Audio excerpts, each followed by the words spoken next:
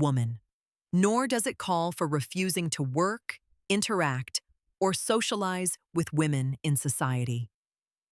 It is to prevent you from wasting your resources on the unreciprocated romantic pursuit of women to the point it ruins your life. Beautiful girls in big cities are now directly or indirectly offered sex more than 1,000 times a month from men on the internet, at bars, on the streets, and within their social circles. If a girl has a basic internet profile, spends time on social networking, and goes out twice a week, I guarantee she's offered more cock than even the most famous women of the past. Of course, women are not interested in 99% of the men who offer her sex, but try to imagine the effect on your psychology if 1,000 women a month were trying to have sex with you. What kind of person would that make you? I could tell you what I would be like if I were getting over 1,000 sex offers every month. I'd be spoiled rotten thinking that I deserved all those women just because I existed. I'd be flaky, canceling dates often because I'd be unsure that I was getting the best possible girl. I'd be bitchy to women who didn't read my mind and failed to treat me exactly the way I wanted because don't they know I could sleep with hundreds of other women anytime I wanted?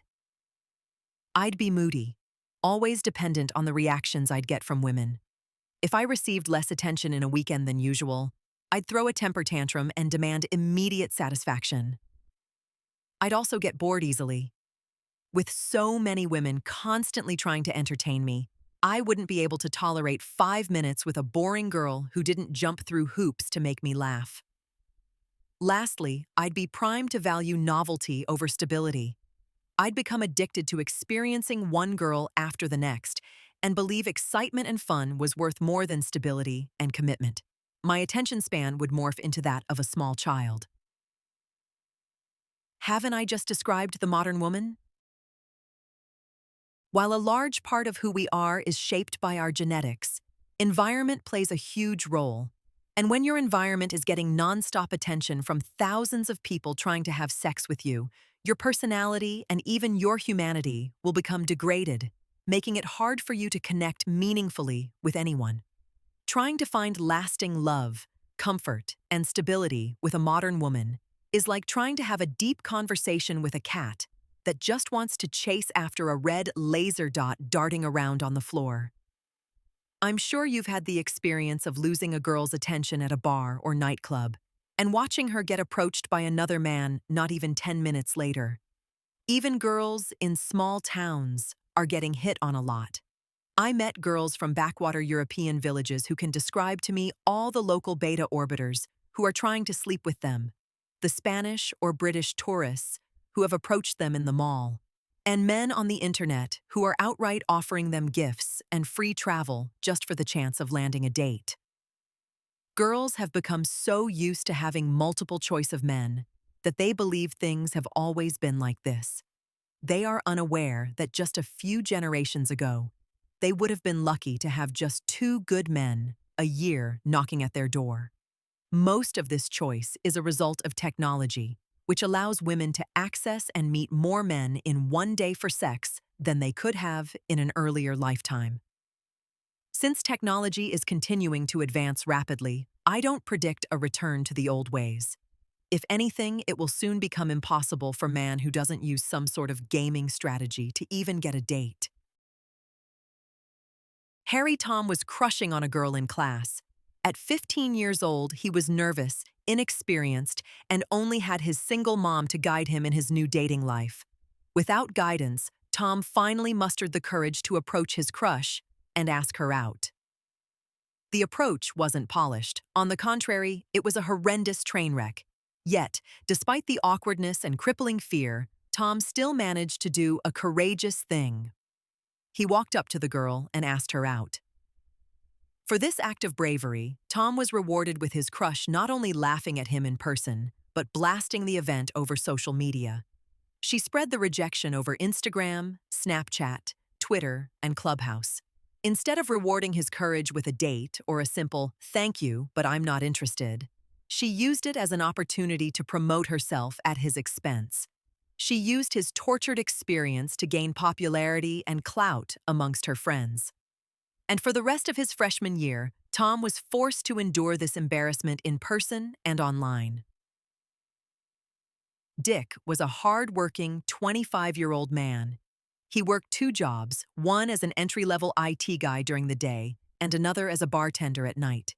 He worked hard to repay his student loans and save for a home and retirement.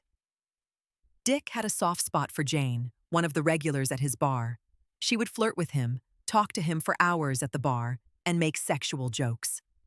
Jane seemed interested in Dick, so much so that Dick assumed a guaranteed date. After that, it was just a matter of getting some time off from his 80-hour workweek schedule to smash.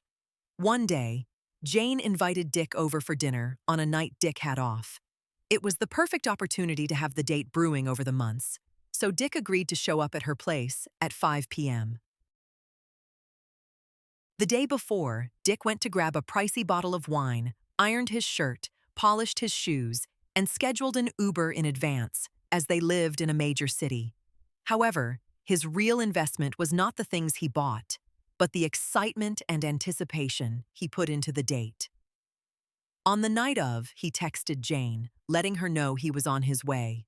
She curiously did not text him back. Thinking nothing of it, his Uber arrived at Jane's apartment building, where he texted her again to find out which apartment number to buzz. She did not respond. He checked the time, and it was 4:55 p.m., right on schedule. He wondered if Jane was hurt and unable to return his texts. Soon, it was 5:10, and Dick was starting to get cold. He looked for a coffee shop or any public place, but none were open. Dick continued like this until 5:45, when he finally gave up and got an Uber back home. Jane never returned his texts, called him back, or ever showed up to his bar again. However, Jane was alive as Dick saw her Instagram stories that night. Jane posted stories at a high-end steakhouse with 2 plates of food and glasses of wine, but no indication of who she was with. And then there is Harry. Harry is 78. Harry is currently living with his third wife. Their marriage is sexless. She nags him constantly and refuses to die or divorce him as she depends on him for her care. Harry, in return, is financially reliant on her because his prior 2 wives took his money and children via divorce. Harry's life has been hell. Harry spent 60 years in constant poverty, stress, and emotional torture from losing his children. Additionally, his 2 prior wives cheated on him. The only thing that makes it worse is there are no more innings, quarters, or a chance for overtime to salvage his miserable life. As a result, Harry will likely die soon, and pain will be his existence. At first, these 3 stories may sound like bad luck. Maybe Tom, Dick, and Harry were done wrong by fate. Signs not meant to be, the stars didn't align, or some other bullshit excuse that some spiritual bimbo says when things don't work out. But if you're reading this book, you know better than that. Maybe these tragic stories are not representative of life for the average man, but sadly, this is not the case. The reason is that for the first time in 200,000 years of human history, how men and women interact has fundamentally changed. Modern intersexual dynamics have brought a new normal in how men and women treat each other. Though recent and very abrupt, if you don't figure out now how men and women have fundamentally changed, you face the same risk, if not outright guarantee, you'll fail like the 3 men mentioned above. Adapting to modern female nature is easier said than done, because while this change is very recent, you still have 200,000 years of biology, evolution, instincts, hardwired genetics, and traditions screaming at you to do what Tom, Dick, and Harry did.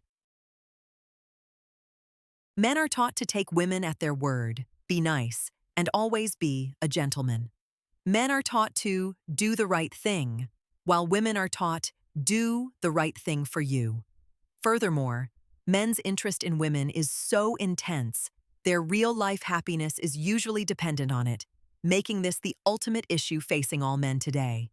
If you do not overpower those instincts or blindly ignore the real changes in intersexual dynamics, you drastically increase your chances of suffering the fate of Harry Unwauko, a wholly wasted life. Therefore, all men today need to modernize their approach to women to reflect this new normal. Thankfully, there is hope. Harry, and nearly every man over 50, needed the internet. Harry grew up in the old days, where wisdom passed through your experience, family, friends, and inner circle. However, this form of knowledge rapidly became obsolete once male-female dynamics changed. It took generations to form the conventional wisdom that would be helpful in the old days, so it has also taken ages to create knowledge that would work today. Thankfully, the internet provides the ability to compare notes across the globe. In addition, the internet allows for a fast recompilation of wisdom that helps men navigate modern women. What took men thousands of years via trial and error in the past takes men of today a mere 2 minutes of internet research. What confused men decades ago, not a single man today has to endure, as the internet has readily available all the answers on modern women. In short, the internet can protect men from the confused, tortured lives of Tom, Dick, and Harry, as long as they're willing to look for, learn, and understand the information. The problem is this new wisdom is scattered across the vast internet in various YouTube channels, blogs, books, and podcasts. In addition, it is mixed with other bits of red pill wisdom concerning career, finances, education, philosophy, etc. Unfortunately, female nature is complex to most men, so this content can often be lengthy, deep, nearly indigestible, and intimidating to men new to the red pill. Sorry, Rollo. Therefore, men desperately need a simple, brief, concise, and practical manual that summarizes this wisdom into an action plan you can implement now. That is what this book will do.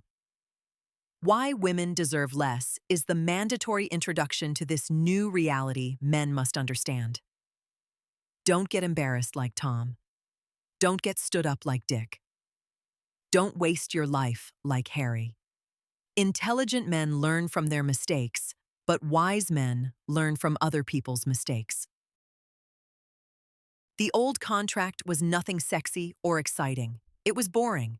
Despite all the flowers, white wedding dresses, cringe romantic comedies, and love songs, it boiled down to men provided resources and protection.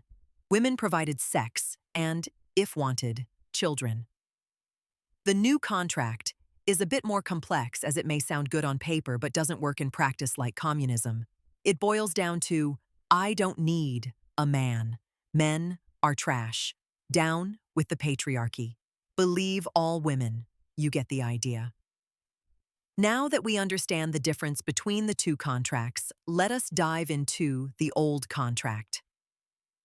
Though void and technically no longer in effect, it pays to review the old contract men and women had with each other for several reasons. First, it is human nature. No matter how much women hate the past or feminists detest tradition, there is no denying that men and women evolved over thousands of years to interact with each other in a certain way. These biological realities are reflected in the old contract, and no matter how much women would wish otherwise, they are inescapable.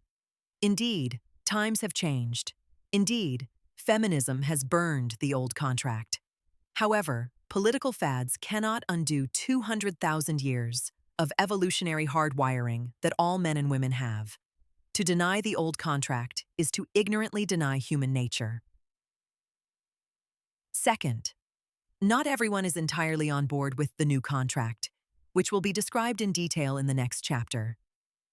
Some people reject the new contract and insist on adhering to tradition. Examples include women who wish to be stay-at-home, moms, religious people, etc.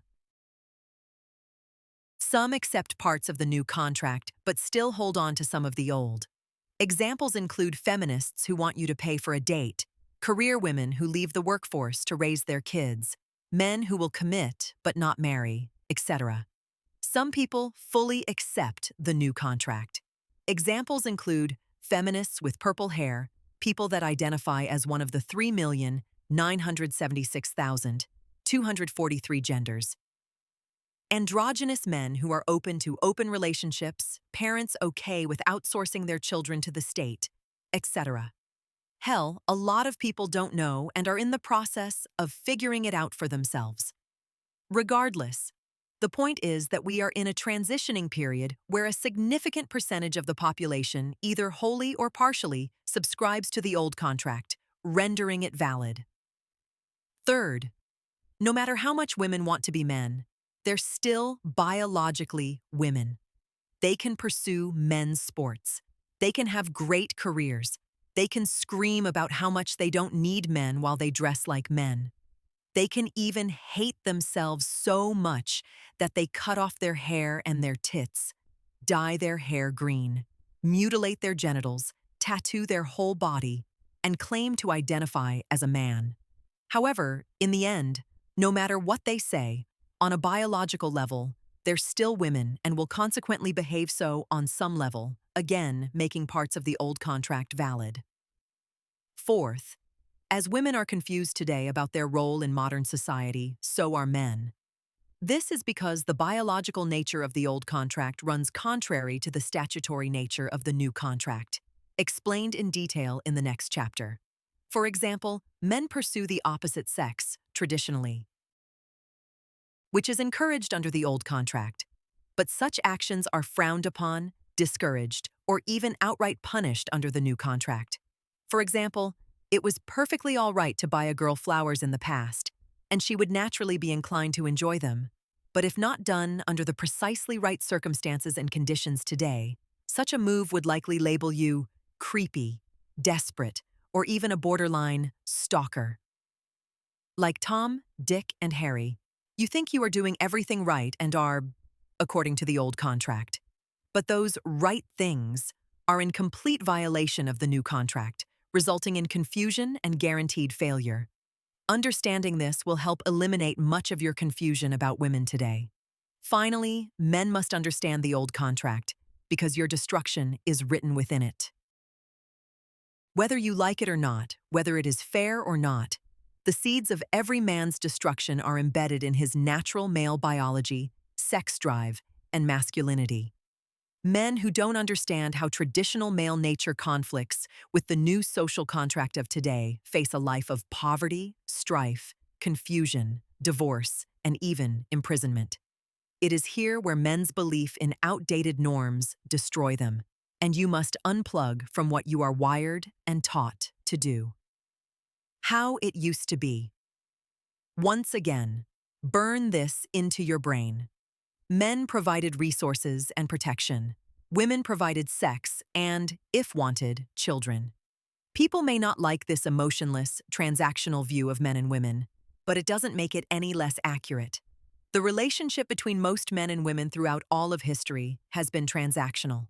It has been prostitution. All men are Johns. All women are whores. But whereas the cold, clinical, economic nature of men's and women's relationships may not be sexy, in a beautiful irony, what came from this transaction certainly is. Yes, a man's primary interest in a woman was, no doubt, initially sexual. But if it were the right girl, at the right time, with the right guy, love would often be the result. A woman might be viewed as evil by insisting a man make a certain amount of money before she commits to him. But in insisting a man have his financial act together, stability would often follow. Financial stability lays a solid foundation to stabilize a relationship and, eventually, a family. So is she a whore demanding a man make money? Not really. That insistence is hardwired and results in children and a family that brings tremendous joy. Arguably, the whole purpose of life itself. Were women stingy, prudish, perhaps even arrogant in their choice of men? Are you insulted when a woman rejects you? Indeed, women have lofty, if not impossible, standards. But if it were not for those standards, not a single innovation, advancement, or technology would have been made by men to convince women otherwise. Nearly every innovation or creation and almost all of society and civilization would not exist if women did not effectively insist men achieve some level of excellence before having sex with them. In short, everything good, meaningful, and beautiful in life came from the old contract between men and women. Every human advancement, including family, love, technology, history, the arts, or civilization, comes from men trading resources for sex. And there's absolutely nothing wrong with it. Don't deny reality. Any healthy, ordinary man would want the life and society that resulted from the old contract. And after 200,000 years of human evolution, it is perfectly normal, understandable, and healthy for you to want it more than anything else. However, whether you are aware of it or not, and whether you like it or not, modern trends have rendered this reasonable want impossible for most men. Worse, these trends have made your strong, natural male desires the ropes by which you will hang yourself. Even worse, your strong desires will damn you to a tortured, wasted life of vainly pursuing this near impossibility. This is how Tom, Dick, and Harry fucked up, and how Harry ruined his life. This is the risk every young man faces today. This does not mean to give up like a pussy. On the contrary, you should not deny your biological nature. You are hardwired to want women, love, sex, and, for most of us, children. To deny your nature damns you to lead a miserable and unfulfilled life, which is what many modern women have foolishly done today. You must strike a balance that allows you to achieve your old contract desires while successfully navigating new contract realities. This will help you avoid divorce, financial ruin, heartbreak, or even jail. You must see the world for real, not what is ideal. Contract, I don't need a man. If you are a man alive today, there is a 100% guarantee you have heard the words, I don't need a man. Whether it was Destiny Child's Independent Women, Beyoncé's Run the World, Girls, or some other mindless soundtrack to modern women's delusion, you have heard this anti-male propaganda before. Ironically enough, Beyoncé, every feminist's favorite musician, married Jay-Z, who has more status and higher net worth. Unfortunately, he also cheated on her, and she didn't go anywhere despite releasing hit songs like Irreplaceable. In the song, she sings, I can have another you in a minute. Matter of fact, he'll be here in a minute, baby. You must not know about me. I can have another you by tomorrow. Music like this encourages women to leave men, but clearly she couldn't put Jay-Z to the left, as she is the replaceable one. Every feminist's idol is the biggest hypocrite and is enslaved to her biology. Hypergamy never fails. Perhaps you dismissed the phrase, I don't need a man, or you agreed with it in some technical sense. Still, like most men, you probably wrote it off as a mindless political slogan your average modern Western woman parroted to display her belief in some basic feminist principles. Maybe she was a Beyoncé fan. However, there is a lot more weight to that statement than most men realize. Because while men may dismiss the statement as some girl trying to flex her feminist credentials, the girl is trying to tell you something much more important. Let's translate I don't need a man from womanese to English. I don't need you anymore. And consequently, we need to rearrange how men and women interact with one another in society. I need you to recognize that I am no longer dependent on you, and both our behaviors need to reflect that. Even then, the average man might not pick up on this more fundamental message as his conditioning blinds him. So, what would help men understand the weight of this statement and why it has consequences for you is to view male-female relations through the historical lens of women. For nearly all their existence, women needed men. While men could carve their existence out of the real world through their actions, women could not, making them wholly dependent on men. Consequently, women had to find a man and keep him happy. They had to dote on men, cook for men, have sex with men, even if they didn't want to, and take care of men, all of this lest they cared to die. Although you may have never done anything to keep a woman or have her somehow be dependent upon you, their entire bioevolutionary history is one where they have, in one way or another, been owned or kept by men. This is where the phrase liberated from men originated. This is why they parrot, "I don't need a man." And though it may blindside you because you never kept a harem of women corralled on some ranch, their statement of independence is very real and serious to them. Origins of the new contract. This begs the question, how did women get liberated? One day they are wholly reliant upon men, and in a short 100 years they're not. So what change allowed women to carve their living out of the world independently? One might point to the 19th Amendment, where women got the right to vote, or the subsequent social and legal changes that afforded women the same financial and legal rights as men. The passage of no-fault divorce in 1969 may be another reason, or a long and slow change in women's behaviors and choices over the generations. These things certainly paved the way for women to be liberated from men. But technology and capitalism is what emancipated women from men. The Industrial Revolution replaced physically demanding blue-collar jobs with climate-controlled office, white-collar jobs. As a result, you no longer needed a man's physical strength to work as much as you did basic intelligence and competency, which nearly every woman had. The Industrial Revolution also made things incredibly more efficient. For example, automating household chores that generally kept women at home, and eliminating commutes through the wonders of the internet. These technological advances lessened the amount of time a man and woman needed to work to support a family, and, more critically, an individual. Consequently, women could perform their jobs and be financially independent of men. Capitalism. Coinciding with the Industrial Revolution was a revolution of free markets, or capitalism. Capitalism lets people keep most of the fruits of their labor and limits government to a minimal role of defense and public services. Capitalism created a personal self-interest philosophy that boosted economic production and gave birth to American industrialists.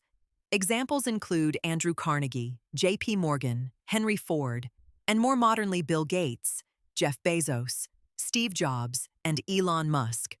Capitalism also gave birth to the society-advancing technologies they created, such as electricity, automobiles, flight, and the internet.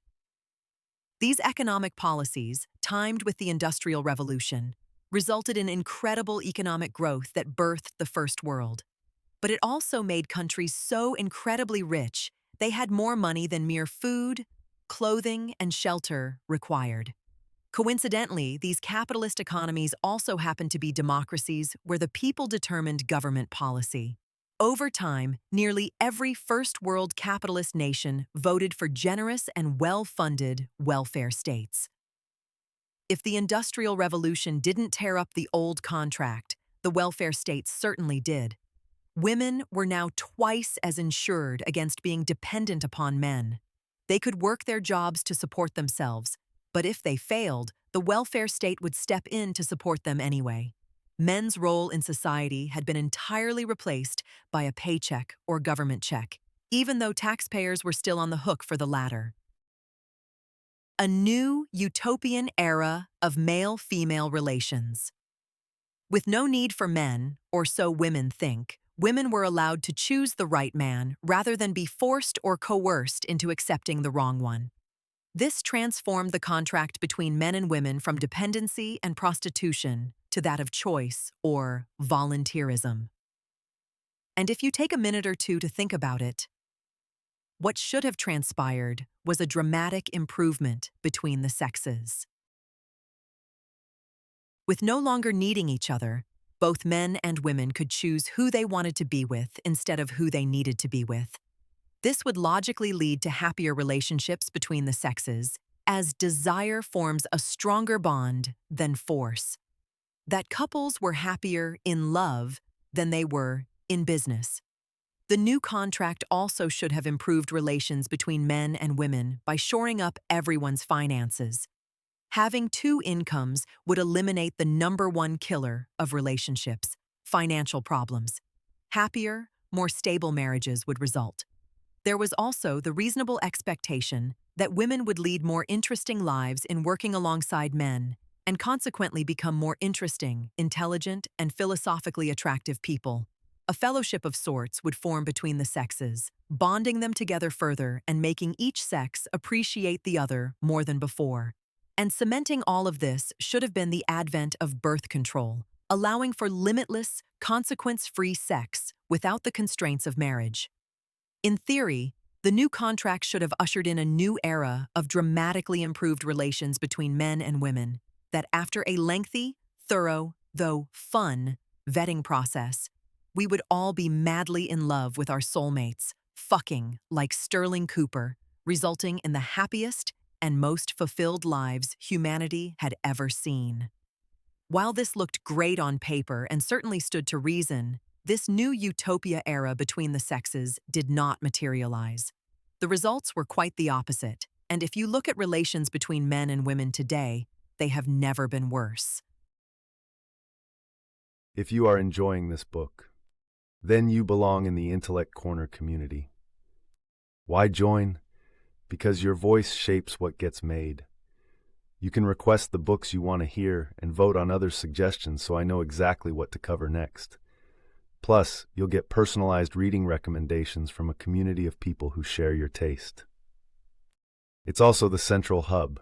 I run around 20 different channels, and the community is the easiest way to browse them, find the books you're looking for, and make sure you never lose access to our content if we ever move beyond YouTube. Click the link in the description to join Intellect Corner, and let's decide what to read next. A dystopian nightmare. By nearly every measure, the sexes have abandoned one another instead of blissfully coming together. Ruch's 2018 assessment of modern dating from Chapter 1 is real and backed by statistical facts. Here are some numbers since you guys know I love stats. Marriage is at an all-time low of 5.1 marriages per 1,000 people, half the long-term average going back to 1900. Those who do marry face the same 45% divorce rate that American marriages have suffered in the past. 70 to 80% of divorces are initiated by women, jumping to 90% if the woman is college-educated.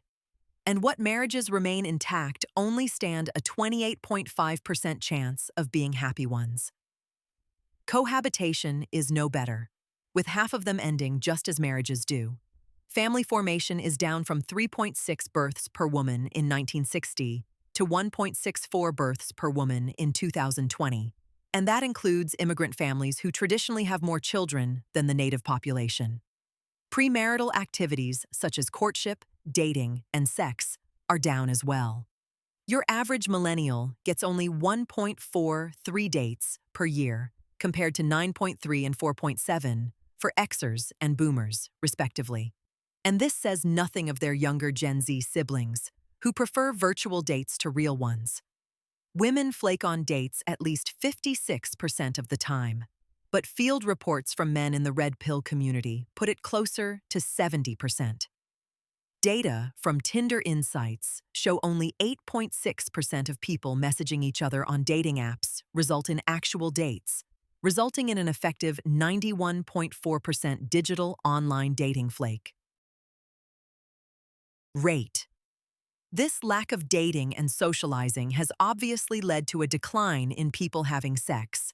The percentage of young women who haven't had sex in the past year has increased by 50%, going from 12% of the population to 18%. While the percentage of men not having sex in the past has almost doubled, going from 15% of the population to 28%. Male virginity has nearly tripled, going from 11% of the young male population to 27%. By nearly every measure and metric, a mathematical and catastrophic decline in love, marriage, family formation, sex, and general positive interaction between the sexes has occurred. But wait, there's more. This still says nothing about the tense psychological, emotional, and political climate between men and women.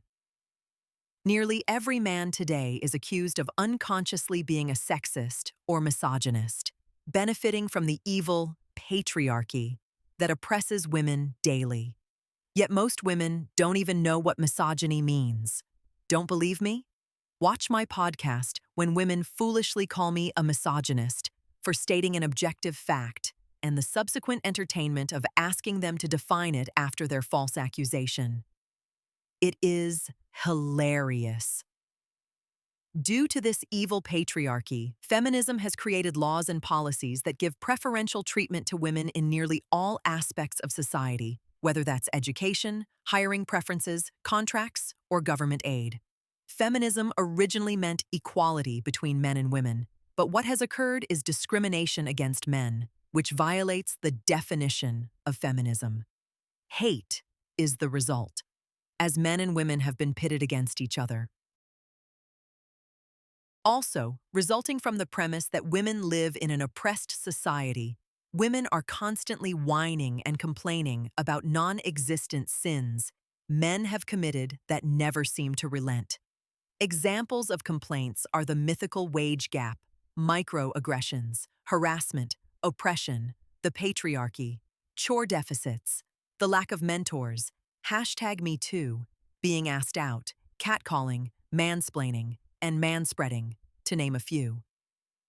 This false oppression damages men, as it's not only effectively nationwide nagging, but women are increasingly painting normal, though perhaps awkward or regrettable, male behavior as a sin. Or worse, a crime punishable by the courts of the judicial system or public opinion. This doesn't mean all men are innocent, but it seems women and society are trying to make being a normal man bad, toxic, or even criminal, which does nothing to improve male-female relations. Sadly, this nightmare does not stop at nationwide nagging or codifying misandry into law. Sometimes women want blood. Sometimes a scorned woman wants vengeance. Occasionally, some women just plain hate men. And here is where redefining normal male behavior as toxic or even a crime snuffs out any benefits the new contract potentially offers. The false rape accusations on college campuses of the 2010s did nothing to foster loving relations between men and women. Hashtags like "kill all men" or "men are scum" may be relegated to small, misandrist segments of the internet, but they have a disproportionately devastating effect on men's morale. Getting men fired from their jobs because they asked you out at work is a near-death sentence as it threatens a man's livelihood. And construing unwanted male attention as sexual assault or harassment, punishable by jail time, makes men plain afraid of women. Tragically, it puts every man in a Black Widow catch-22, where his genetics compel him more than any force in the universe to chase women, but at the potential expense of his reputation, life, or livelihood. Admittedly, a lot of this is amplified by the internet to look worse than it is. The clickbait nature of social media, as well as the dinosaur mainstream media, always promotes train wrecks over happy stories. However, the anecdotal evidence is corroborated by statistical evidence. Modern relations between men and women are more like a war of the sexes than it is a loving, happy, sex-filled new contract utopia. With all its promises and potential, the new contract has not only failed, but has made things drastically worse. 1 + 1 = 47,932. When you're fixing a car or trying to test some code, you know you're missing something if it doesn't work. So you go back and look at each line of code or diagnose a different part of the car and inevitably find the cause of the problem. Maybe you have a typo in your code, didn't gap the spark plugs correctly, or the computer isn't plugged in. But whatever it is, it's usually a tiny or singular thing. Yet, the actual results of the new contract are so far removed from the intended outcomes that it's not like we're adding 1 + 1 and getting 3. It's like adding 1 plus 1 and getting 47,932. Confusing us further, it's not like men didn't bend over backward for women. We gave women absolutely everything they wanted. We gave them rights, independence, a welfare state, birth control, reproductive rights, affirmative action, heavily subsidized college educations, nursing stations, maternal leave, fraternal leave, sensitive soy boys like Hassan Abi, quotas, lower standards for employment, anti-cat calling laws, WIC, entire artificial industries to employ them, education, HR, DEI, nonprofits, social work, etc. Complete college programs to study themselves, women's studies, etc. Student loan bailouts and open relationships. We even indulge their delusional fantasy that being fat is beautiful. Worse, despite giving women everything, we continued showering them with gifts, flowers, romance, McMansions, wedding rings, expensive weddings, date nights, and chore play. There is not one stone left unturned, not one idea unconsidered, not one need untended, and we're still miles off. We are only left to conclude we missed something big, something huge, something so glaring and obvious it must have been staring us right in the face this entire time. And we most certainly did. Truth. Women hate beta males so much they'll assume 150K plus in student loans to go to college for 4 to 8 years to qualify for a 40 to 50 hour per week, soul-crushing job just to avoid marrying one. Rollo Tomasi. What we were missing was one simple, ugly truth. And that ugly truth is that most women simply don't like most men that much, and never really did. At first, most people won't believe this because of the absurdity of this claim. For all humanity's time, one sex never really liked the other. That with 100 billion humans created over their 200,000-year history, women were never really all that interested in men. But before you dismiss it, just set aside any reservations you have for now and look at some evidence as if you were an impartial lab scientist conducting an unbiased experiment. First, look at what many would consider the ultimate point and purpose we're here, and the ultimate decision a woman can make regarding a man. Reproduction. Presumably, feminists would have you believe in the horrific, Stone Age, patriarchal past, where men would clobber women over the head, drag them back to their caves, fuck them, and make them have their children. Women did not have a choice. But the human genetic record does not indicate that, and it was quite the opposite. Most women did get to pass on their genes, whereas only a minority of men did. Naturally, some of this can be attributed to men getting killed in war or being enslaved, while others were financially successful and ran harems. But even in recent times, where women had at least some choice, only 25% of men passed on their genes. If women were as interested in men as men were women, we would not see these lopsided numbers in reproductive success. It is proof that when it comes to the most important decision a woman can make with a man, she is only fractionally as interested in men as men are in women. It should be further noted this data goes back 70,000 years, indicating this overall disinterest in men is now thoroughly hardwired into women's genetic code. Closely related are differences in the male and female sex drives. Since it is the primal reason men and women get together, and it's the most important thing to men, it's a very relevant measure of women's interest, or lack thereof, in men. Unfortunately, sex drive is not so easily measured. However, here are some numbers that show the disparity in sex drives between the genders. Sex rates between gay and lesbian couples are revealing. Gay couples have sex about 6.5 times more frequently than lesbians, indicating women's interest in sex at only 15% that of men. Testosterone levels can also be used to measure sex drive, putting women's interest in sex at only 6.7% that of men's. Proxy measures such as porn consumption by gender show women consume only 1/25 the porn of men. Only 20% of prostitutes are men, suggesting only a 20% interest in sex.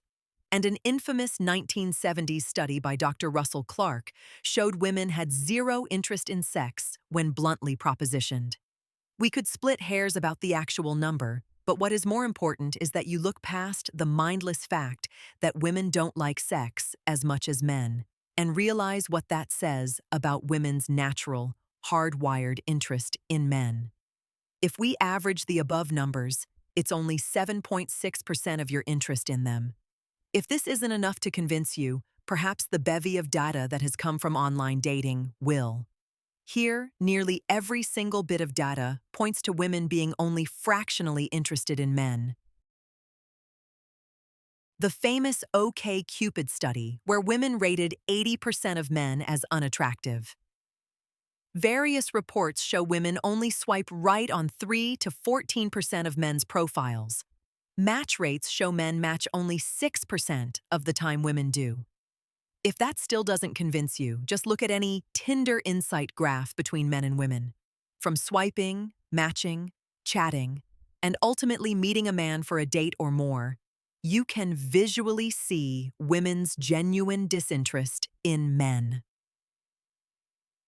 Admittedly, online dating is not the real world, but for young people, it increasingly is, and the data is bleak.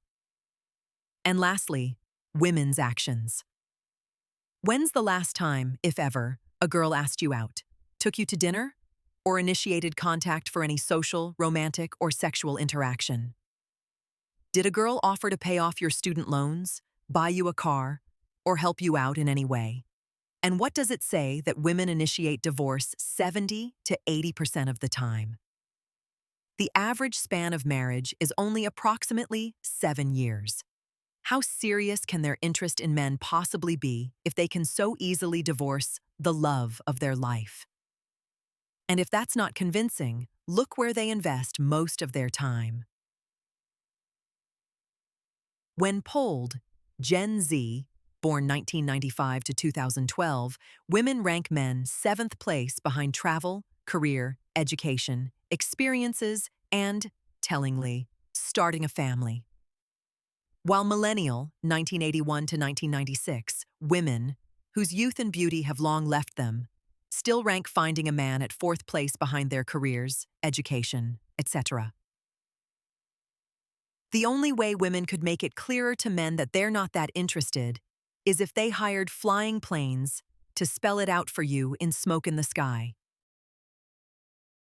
The only reason it's shocking to men that women don't like them as much is that men's sex drive and cultural traditions blind them to it. But ask yourself a question. Does the above theory that women don't like men that much explain most of your interactions with women? Does it not describe the tooth-pulling nature of your experiences with them? Because if you find that it does, that's because it is tooth-pulling. You're trying to convince women to do something they don't viscerally and naturally want to do. So if you wish to have any success with women and not waste your life pursuing something that refuses to reciprocate, you must realize and accept this truth. Most women aren't interested in most men. Well, most, anyway.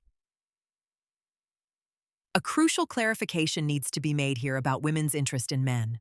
Nowhere did I say women had no interest in men. I merely said women were not as interested in men. Of course, women still like men, just top-tier ones. This is no surprise to anyone. The genetic record shows women would only settle for superior men to bear children with. This is the most important biological decision a woman can make, so naturally women would insist on the best possible man they could get. It is and always has been part of routine, healthy, human nature for women to be choosier than men. But whereas women may have been picky in the past, their standards used to be attainable. If a man worked hard, stayed in physical shape, and was a good provider, he was reasonably assured he'd attract someone. Furthermore, in times past, economic necessity would force women to the bargaining table where they would have to reconcile what they'd like versus what was available in terms of men. It wasn't perfect, but your average man could pair up with your average woman these past 1,000 years. That was until the internet, especially Instagram. Because while the Industrial Revolution, capitalism, and the welfare state may have liberated women from men, the internet has made them delusional regarding their dating expectations of men. Don't believe me? Watch the Fresh and Fit podcast After Hours. We made a female delusion calculator with stats from men in the US. A majority of the women we poll consistently describe their ideal mate as 6 feet plus, 100,000 plus per year, and not obese. Not knowing this man is literally in the top 1% and nearly impossible to find. We didn't even add in if he's handsome, charismatic, funny, charming, or some other trait women demand in their dream man. The scary part? None of them are aware of how rare this man is. When we tell women the slim statistical chances of finding this man, they say bullshit like, he's out there, I'm gonna manifest it, I deserve it, I know my worth, or my personal favorite, the I'm not settling for less, I'd rather stay single response to reality. The internet, and the unlimited amount of choice it has given women today, has effectively removed most women's interest in most men, and also spoiled women to the point they're no longer capable of forming bonding, loving, committed relationships. Furthermore, all these choices have made women who were already genetically programmed to be picky, even pickier today. I could write another book solely on the negative impact the internet has had on female delusion. But in short, here are 7 main takeaways about the internet's effect on dating all men must know. There is a skewing effect on the percentage of men women are willing to date. The consensus was around 20%, based partly on the OkCupid study showing that women find only 20% of men attractive. This is corroborated by the human genetic record and men's general experience. However, women's standards have rapidly increased since the advent of social media. In the past 10 years alone, Fresh and I have witnessed through apps like Instagram and Snapchat, women insisting on only the top 10% of men. And even that may be an outdated measure, as recent research shows women only swipe right on 5% of men's dating profiles today. These goalposts are constantly moving. It was 20% yesterday, 10% today, 5% tomorrow. Lord knows what it will be like in another short 5 years. Absurd as it is to think women could get even pickier than the top 5% of men. Keep in mind, nothing is stopping them.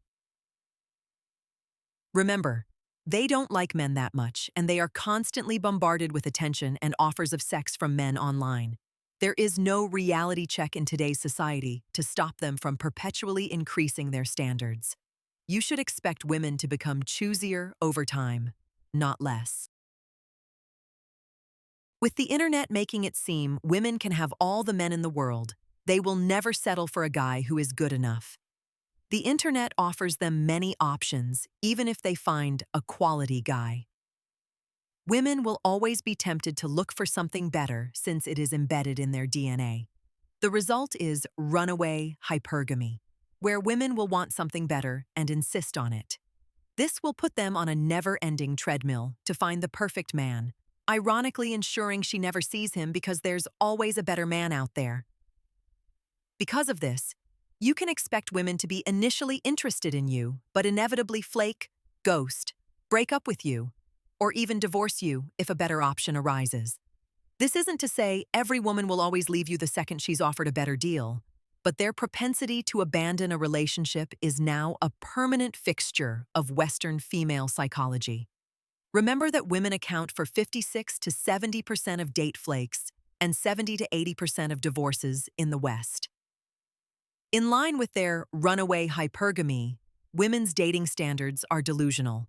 They will insist on dating a man whose income, height, age, and status put him in the top 1% of men, while they are average and think nothing of it.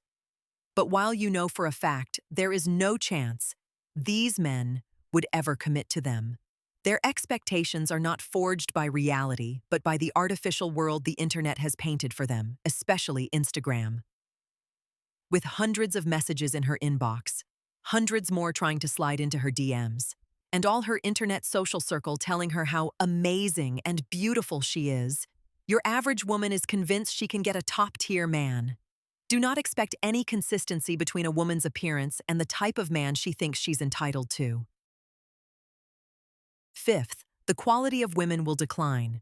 In not being that interested in men in the first place, but still having a limitless number of men thrown at them over the internet, women will find no reason to remain beautiful or feminine. Why should they?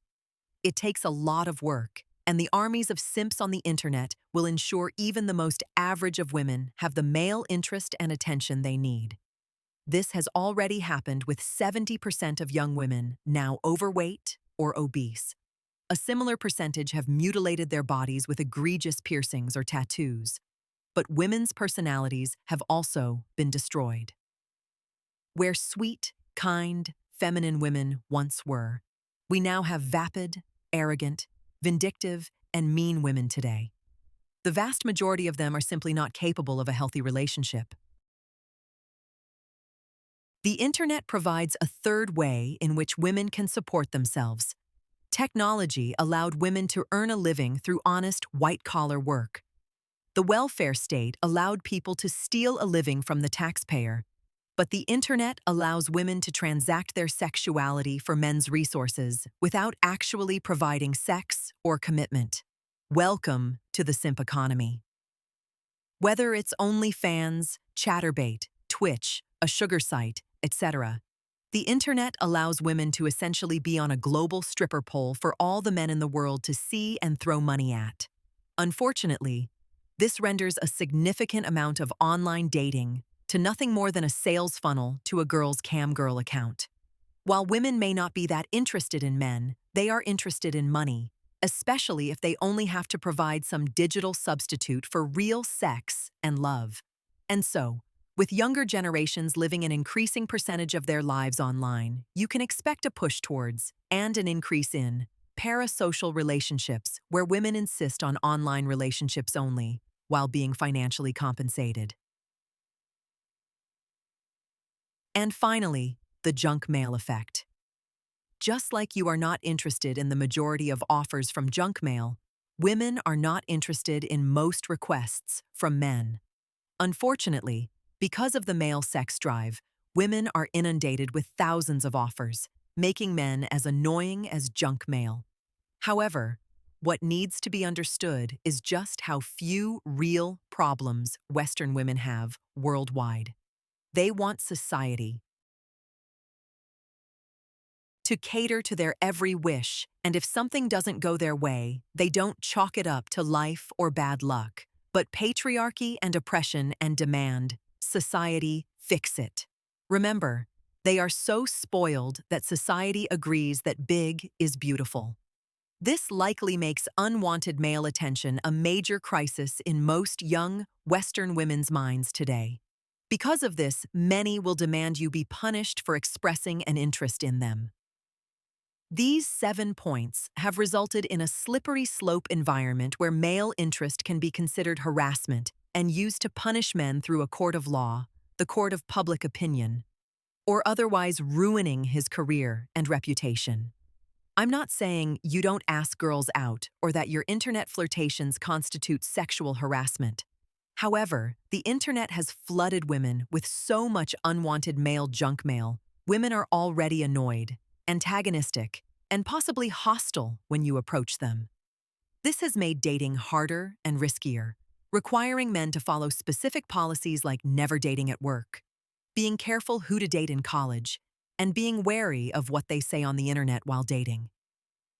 It can adversely impact your future. In summary, it was already an uphill battle for your ancestors to find, attract, and keep a woman. With technology and the welfare state, your fathers' and grandfathers' generations had it exponentially worse. But with the internet, young men face an environment that is practically impossible when finding a quality woman today and into the future.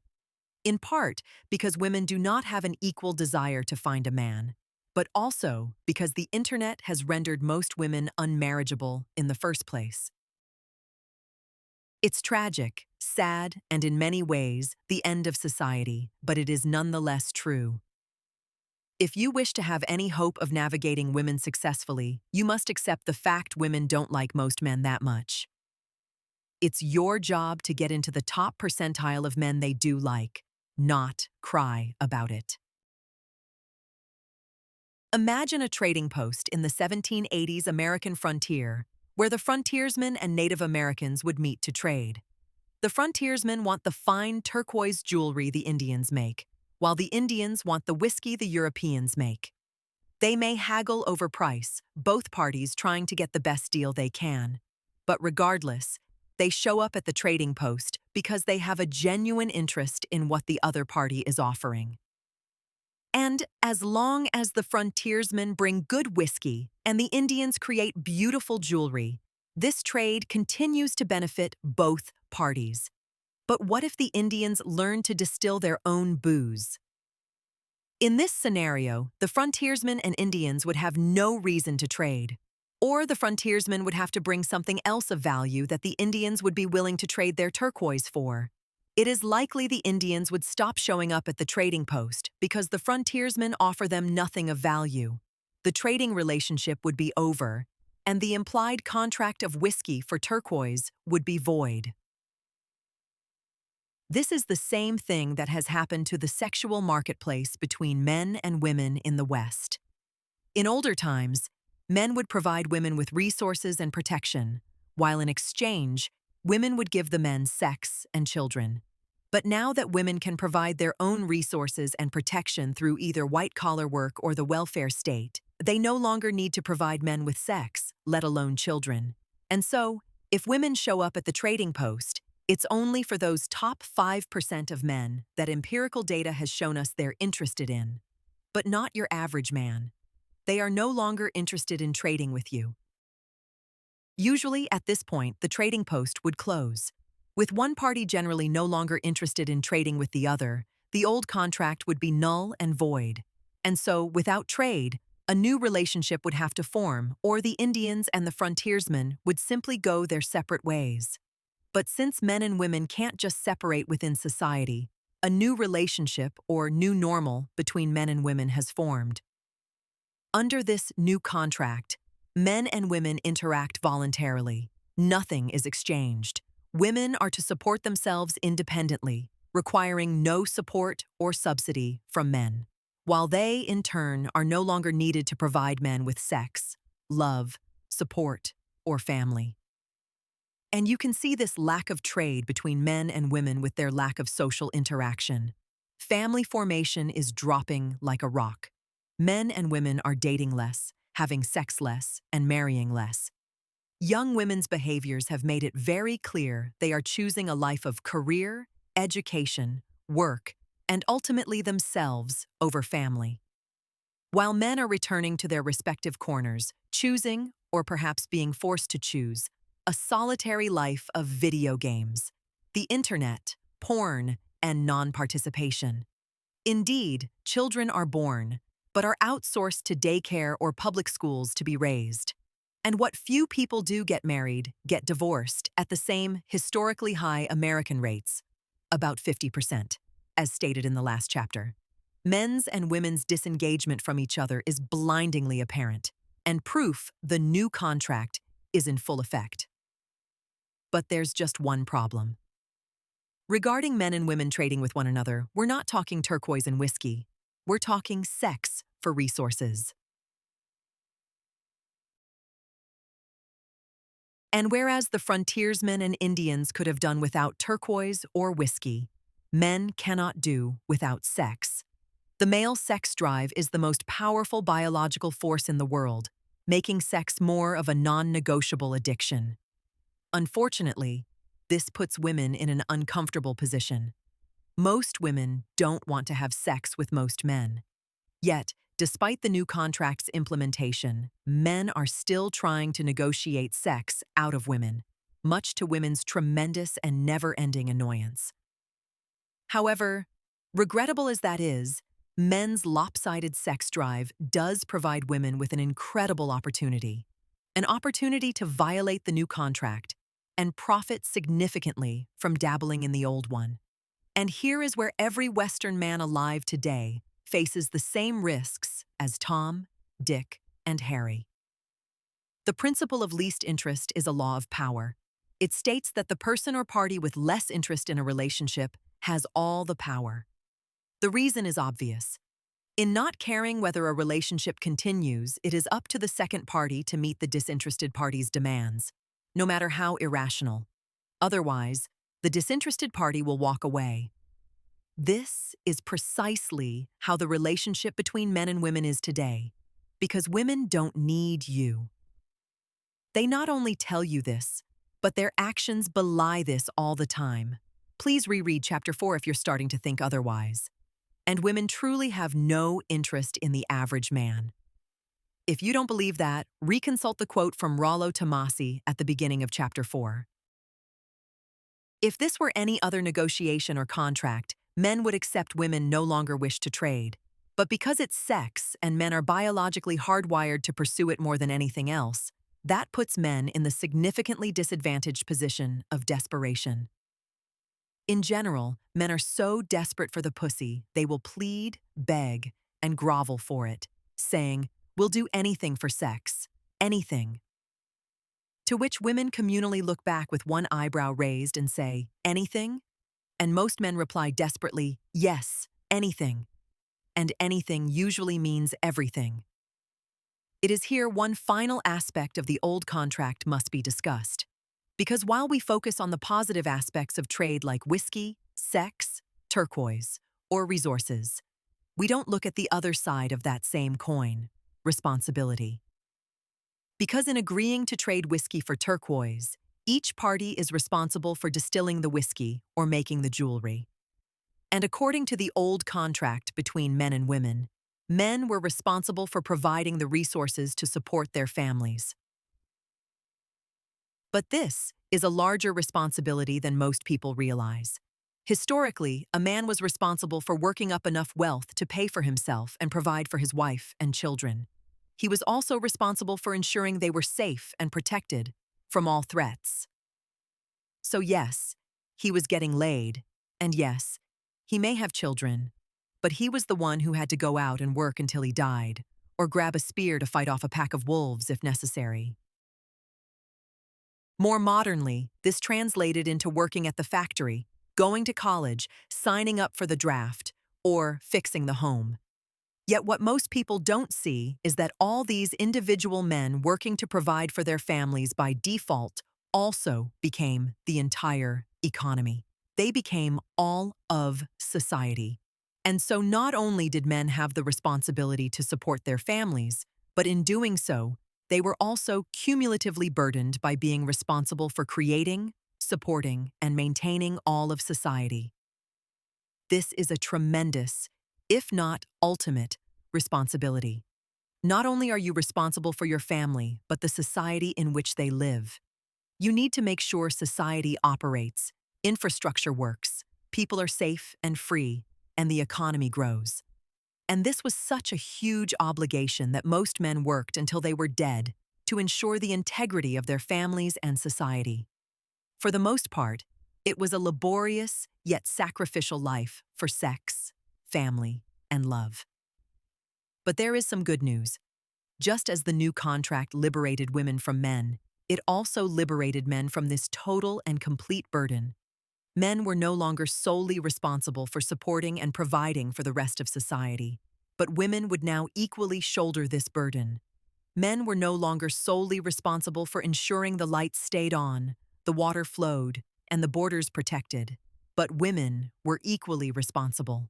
Yes, men may have had to give up consistent, reliable pussy and the families that came with it, but they were now only responsible for themselves. A tremendous burden had been lifted from their shoulders and given to women. However, this presupposed one huge and vital thing, that women would rise to the challenge and support themselves. Those women would do what they said they would do and be independent. They, too, would work alongside men, plumbing houses, paving roads, signing up for the draft, and carrying their weight in society. Because if they didn't, then society would collapse.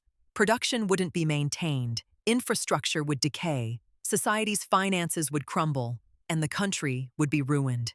Women were liberated from men, but this freedom came with that same tremendous responsibility men historically had.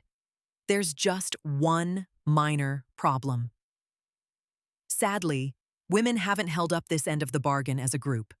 Sadly, most women have delegated this responsibility to society and men.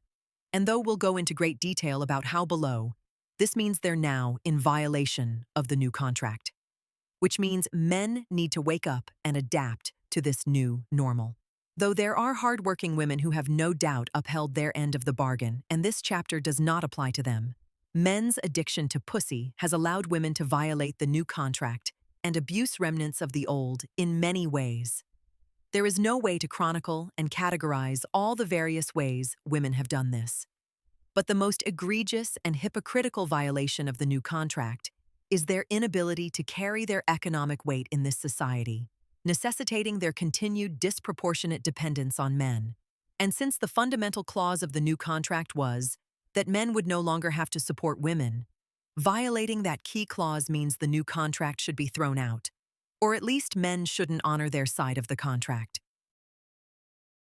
This alone should wake men up so that they no longer slave under the responsibilities of the old contract while receiving none of the freedoms or benefits of the new one.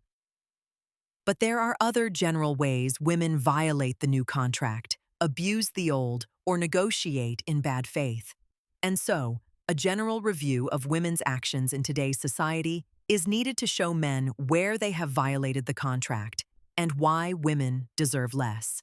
These behaviors can be put into three general categories: economic dependence, negotiating in bad faith, victim status and preferential treatment. Economic dependence. Core to the new contract that governs men's and women's interaction today is that women are independent. Luckily, economic production can be analyzed. The most accurate and direct way to do this is to ask a straightforward question: who does what in the economy? This removes money, government checks, alimony settlements, etc., which only complicates the analysis and focuses on a straightforward question: who is doing all the real work in the economy? Who is carrying the weight? Who is producing the things that matter? And the answer to this ultimate question isn't even close. If you use college majors as a proxy as to who is serious about getting a real job and producing real things in the economy, it is very clearly men who are serious. This is because men account for most worthwhile degrees, such as engineering, accounting, actuarial science, etc. In contrast, women account for most worthless degrees, such as sociology, women's studies, journalism, etc. Only 18% of engineering majors are women, while 68% of worthless degrees are conferred to women. In short, women want to go to college, but only a minority of them are serious about working a real job. Another way to measure how serious women are about honoring their end of the new contract is to see what professions women end up working in. You can do this with a site from the Department of Labor, linked below, that allows you to move a cursor along a chart, showing you what % of men versus women are employed in different professions. However, I'd strongly suggest you do it now, because once the Department of Labor realizes the data shows how disinterested women are in working real jobs and supporting society, they will take it down.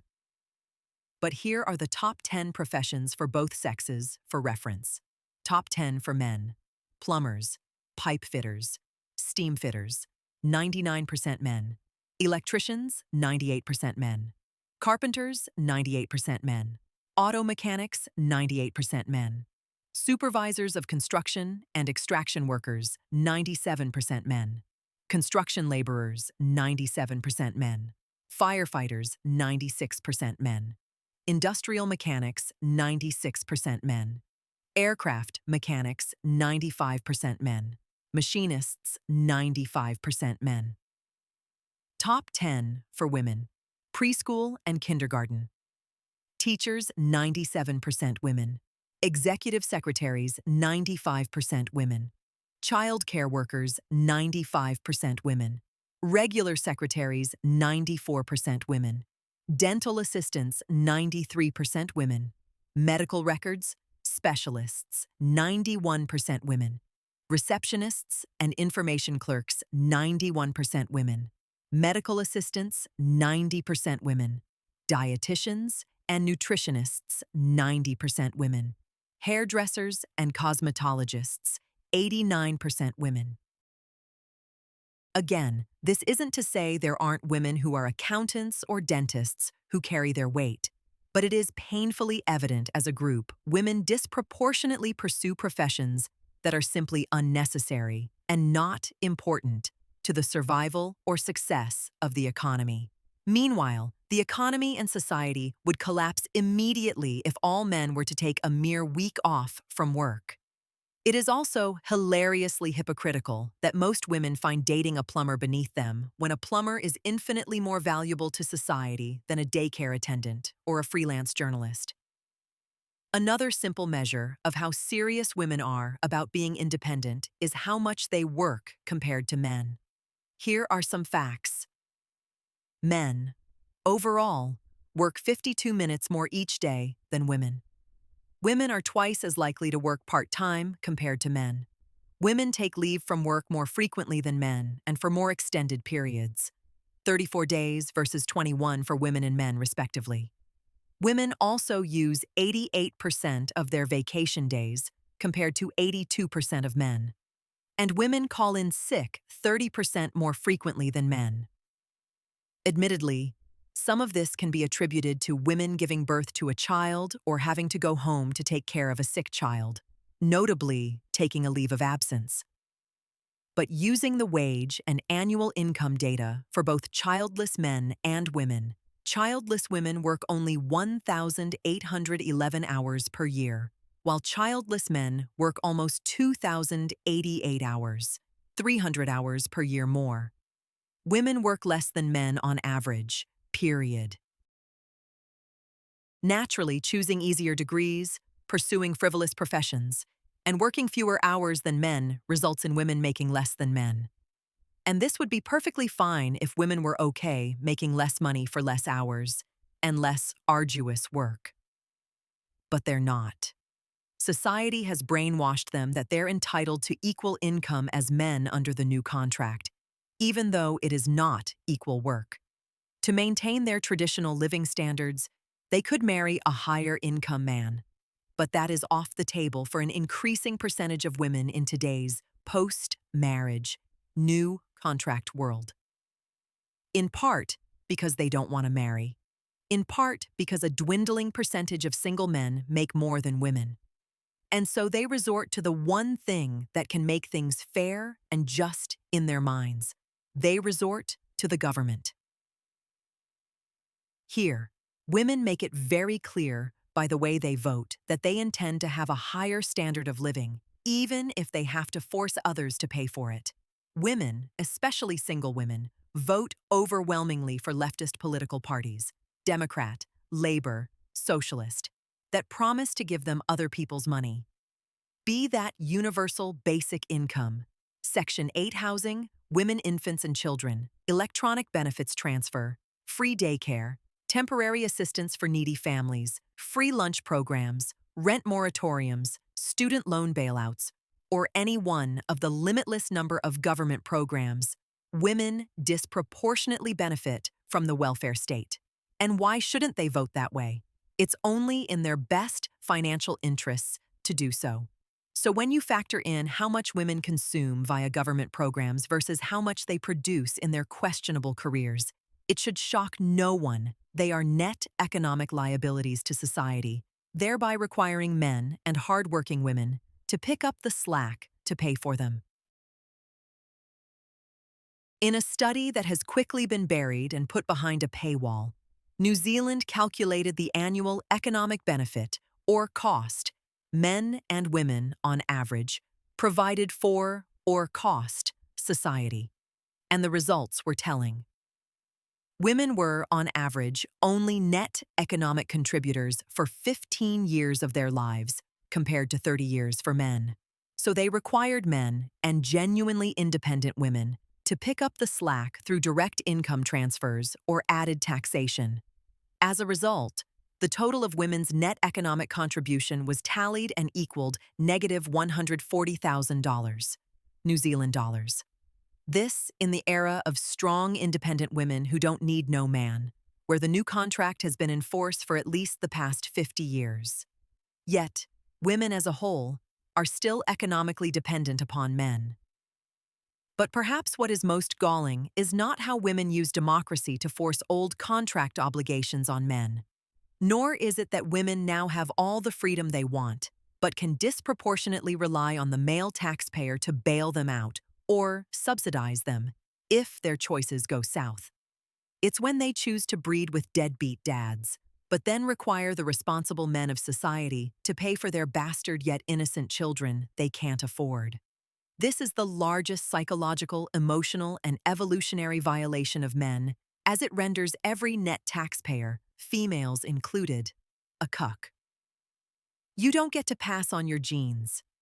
You don't get to have sex or a woman's loving, emotional support. But you are still responsible for raising someone else's kids, which you have no say or authority over. And this not only renders us all cucks, but, as Rollo Tomasi once said, responsibility without authority is slavery. And he's right. You are a slave. That 40% tax bill you and all other Western net taxpayers pay, women included, goes disproportionately to women who refuse to honor their end of the new contract and take responsibility for their actions, particularly regarding fatherless children. And if you think 40% is bad, no, they are constantly voting for more. These women have no intention of honoring their obligations under the new or old contract. You cannot help but conclude that modern-day women deserve less. Negotiating in bad faith. Much as men don't like to admit it, we have emotions. Men fall in love, are true romantics, and are closer to unconditional love than women. Furthermore, men are conditioned to want women, families, and children by our evolutionary histories. So it is only natural that men want the old contract more than anything else. Unfortunately, when you combine that with men's higher sex drives, it puts men in a compromised position when negotiating with women. Women know you want sex more than they do. Women know you want them more than they do you. And this imbalance in power allows many of them to negotiate in bad faith. Negotiating in bad faith is a legal term that means bargaining with no intention of reaching an agreement. This is usually done to delay a resolution to buy more time, put yourself in a better bargaining position, or give yourself some advantage in negotiations. But regardless of the underlying reason, it is always to hide an ulterior motive. And many women's ulterior motive is to get the two things they seek most out of men, attention and resources, by offering the old contract benefits of sex and a unicorn wife, with the intention of delivering neither. These bad faith negotiations usually fall into 4 general categories. First, women use dating apps or social media solely to get attention. This is so obvious I shouldn't have to explain it. But since most young people socialize online, this is the most common instance of women negotiating in bad faith. And while it may seem convenient or efficient to meet girls online or through a dating app, it is quite the opposite, simply because so few women are there to date. Look at any Tinder analytics breakdown of a woman's dating app, and you'll find their general disinterest in men laid bare. But the 2 particular statistics you want to look at are the percentage of men they matched with that they chat with, the percentage of men they matched with that they go on a date with. Though it would require access to all the dating apps' databases in general, you can expect only 20% of the women you match with to chat with you, while only about 5% of women will actually go on a date with you. And keep in mind, these are the girls you matched with. which is usually less than 1% of the tens of thousands of profiles you swiped on. It's obvious that if they're only going out with 5% of the men they find physically attractive, they're not there to date. They're there for attention. It also helps to take a macro view of people's behaviors to see their true motives. For example, men and women spend about 90 minutes daily on dating apps. Men have the obvious and honest intention of going on dates and getting laid. But when you do the math for women, that means women are spending between 10 to 30 hours on dating apps just to go on one date. With such a tremendous waste of time, there is no way women are using dating apps for dating. Again, they are using them solely for attention. Sadly, this negotiation in bad faith is not without its price. Because while women are perfectly fine spending 90 minutes a day shooting attention into their veins, men are wasting 10% of their waking hours and 10% of their conscious lives on dating apps. There is so much more men could do with this time. You could start a business. You could get an advanced degree. You could build a house, get a shredded body at the gym, or enjoy some leisure time. Here is a numerical price tag to measure this waste of time. If you worked that 90 minutes a day earning the median wage and invested it into an average returning mutual fund starting at 18, you'd have $3.6 million by retirement age. Women don't deserve your attention online. The second way women negotiate in bad faith is by using dating for attention and resources. Like online dating, there is an implied contract in actual dating that you are physically attracted to one another, and there is a prospect of a relationship forming later. And so you go through the courtship ritual of dating so the girl is comfortable enough with you to have sex and potentially become your future wife. But this process is fraught with opportunities for a woman with ulterior motives to take advantage of this implied contract. This can be as petty as a girl just leading you on, agreeing to go on a date with you, only to flake, or stand you up at the last minute for kicks. It could be passing a note to you in class to lead you on, so she can get attention and make fun of you in school, like what happened to Tom. It could be because she's bored and doesn't want to stay at home, so she goes out with you, but not because she likes you. She's just bored. She could potentially like you, but you're her insurance policy if her primary guy bails on her and you're just in a holding pattern. Or she could be cold and just be looking for a free meal or entertainment. Women have many other reasons to date men beyond sex and relationships. Naturally, not every girl you date is there to feed off your attention or the free meal you bought her. But if you're not savvy, you will waste an incredible amount of time and resources dating girls who aren't that into you. There is no substitute for experience here, but there are a couple of policies you can follow to cut your losses. 1. Expect at least half the time the girl will flake or cancel at the last minute. This ensures you have other plans so you don't waste a precious Friday night off or pass up on an extra shift where you can earn extra money. 2. FaceTime with the girl to make sure she looks like how she presents herself online. Also, find out if she's got kids or any other deal breakers she conveniently forgot to mention. 3.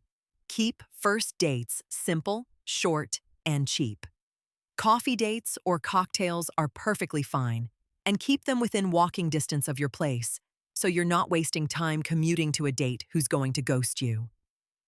4. Know when to quit. The vast majority of your dates will not lead to anything. This is because, for whatever reason, she's not that into you. It could be another guy. It could be she never liked you. It could be any one of several reasons. It doesn't matter why. All that matters is what is. In short, when it comes to dating, women deserve less. So limit the time, money, and energy you invest in a girl until she proves she's actually into you and not using you. Third, digital relationships. With the advent of the internet, an increasing percentage of people's social and love lives have moved online. Of course, There's nothing wrong with this per se, as the internet can be used to meet people and even be a great tool to vet someone. But with an increasing percentage of people living their lives online, an increasing percentage of men are settling for digital relationships instead of real ones in the real world. This gives women negotiating in bad faith a tremendous opportunity to profit from these men. At minimum, you are all familiar with the attention whore who posts selfies on social media solely to get praise and admiration from her male followers, who are permanently friend-zoned and never allowed to DM her. Many women do the same on social media, but redirect you to their webcam account or PayPal to get money in addition to attention. Some directly monetize their sexuality by selling nudes or feet pics to any simp who gives her money. Worse, this can morph into a girlfriend experience, where e-thoughts boyfriends text you behind the scene to make you think you have a special one-on-one relationship with her.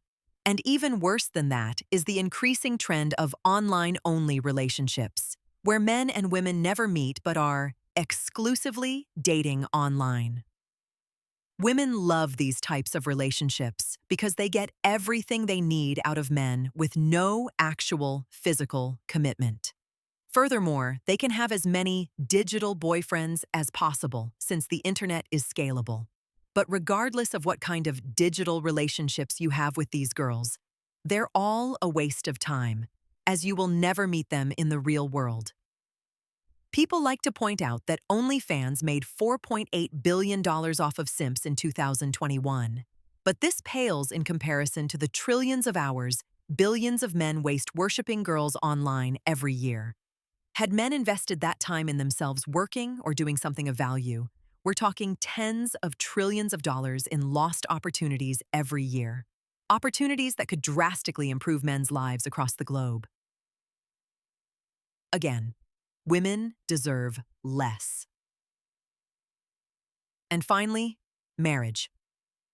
Marriage is hands down the single dumbest decision a man can make. You must be a complete moron to agree to a marriage contract in today's world. Only 14% of marriages are happy, with half ending in divorce and the remainder being miserable. And should your marriage end in divorce, you face tremendous legal and financial costs, which often render you poor for the rest of your life. Yet despite its atrocious and dangerous track record, a significant percent of the population still gets married. This is in part due to cultural and traditional reasons, as getting married is what humans have historically done. It is also partly due to the optimistic idealism of newlyweds who think they won't fall victim to the divorce statistics. But it is also partly due to genetics where deep down inside, men and women still hold out for the ideal relationship that the old contract promised. In other words, men's and women's genetic desire to get married blinds them to the modern-day challenges and realities that make marriage the horrible and dangerous proposition that it is today. This doesn't mean that every woman out there is some money-grubbing gold digger, using marriage as a tremendously inefficient way to extract money and attention from men. The truth is, most women don't get married to get divorced. But what women want out of marriage has certainly changed, making it the risky and failed institution it is today. To quote Erin Clary, "Most women want to get married and have children. Very few want to be wives and mothers." And this most aptly describes what women want out of marriage today. Most women in the West don't view a husband and kids as the human beings in life that will give them ultimate purpose, meaning, love, and reason to exist. Instead, most women view husbands and children as things to have, boxes to check, status symbols to display. And this is no more evidenced by two blatant actions most women take. One, how quickly they are to divorce the love of their life and ignore their wedding vows when things aren't right. And two, how so few women raise their children versus outsourcing them to daycare, nannies, and public schools. Again, it was a movie, but the scene in American Beauty where Annette Bening's character is more worried about a couch than having sex with her husband is sadly entirely accurate when describing Western women's view of marriage, husbands, and children. They are things to have, not humans to love. This means women are not so much negotiating in bad faith as they are negotiating in naivete. Today's society conditions women to have a myopic, solipsistic, and ultimately selfish view of relationships, which is why most marriages fail. This is why nearly every wife gets fat after getting married. This is why many wives cut off the sex either after the honeymoon or after having kids. This is why women bitch about house chores while the man is fixing the house and cars. This is why most women pay other people to raise their children. Most women are getting married and having children for themselves, not you, which is completely antithetical to love. Regardless, because men have a strong urge to find the one, you cannot let those desires land you in the legal contract of marriage. You must know that while women also have a genetic urge to find the one, today's society conditions women to view their husband and children as assets, not as their purpose and reason in life. And when you combine this self-centered view of marriage with the legal and financial risks of marriage, there is no way any man in the West today should marry. Marriage, no matter how vital it was for all of humanity, is now officially off the table. Women deserve less. Victim status and preferential treatment. Women are surrounded by this tornado of misinformation, but nobody corrects them because we want to fuck them. Bill Burr. The male sex drive gives women preferential treatment. We'll throw our friends under the bus to get laid. We'll leave an extra tip in the hopes of impressing a girl. We'll lie to women to spare their feelings. This is so we don't offend them, as offending them would lessen our chances of fucking them. But men are not the only people who give women preferential treatment. All of society does. And this has more to do with human evolution and survival than sexism or misandry, as women are much more valuable than men in terms of reproductive value. A woman only produces 1 egg every month, while men can produce millions of sperm every day. Furthermore, once a woman is impregnated, it takes 9 months for a single human to be born. And during that time, she can no longer get pregnant, but the man can go on to impregnate as many women as he wants. In short, because eggs are rare and sperm is plentiful, women are the reproductive bottleneck to the species, making them much more valuable than men. Because of this, society has evolved to give women preferential treatment. There is the rule of women and children first. Men are the ones who die in war. Men did, and still do, all the heavy lifting. Women were usually protected and shielded in society, especially while pregnant. Deference is usually given to them in nearly all social situations. And this preferential treatment continues because it's not a simple matter of throwing a switch. And soon, men no longer feel the urge to protect women, or society no longer has ladies' night. It's hardwired into men's and society's DNA to treat women better. More modernly, however, a sick and warped deference to women has evolved. Because in achieving equality, women now have the right to vote, work, own property, have bank accounts, etc. And in having these rights, it is no longer men who wish to fuck them, but some key and powerful institutions. Specifically, governments, banks, corporations, schools, and the media. In having the same rights as men, women now have the money and votes these institutions want. And to part with their money and votes, women need to be convinced it is in their best interest to do so. But if you look at a traditional nuclear family, none of these institutions stand to profit from a stay-at-home wife, the family which lives off one income. Governments take in less taxable income as only one of the parents is working. There is also less need for welfare programs to raise bastard and illegitimate kids from broken homes. Plus, every leftist party in the West needs unmarried, feminist, single women to vote for them so they remain in power by offering to replace husbands with government checks. Schools, specifically colleges, need women to go into tons of debt so they can enrich themselves off them. Universities charge $500 a credit.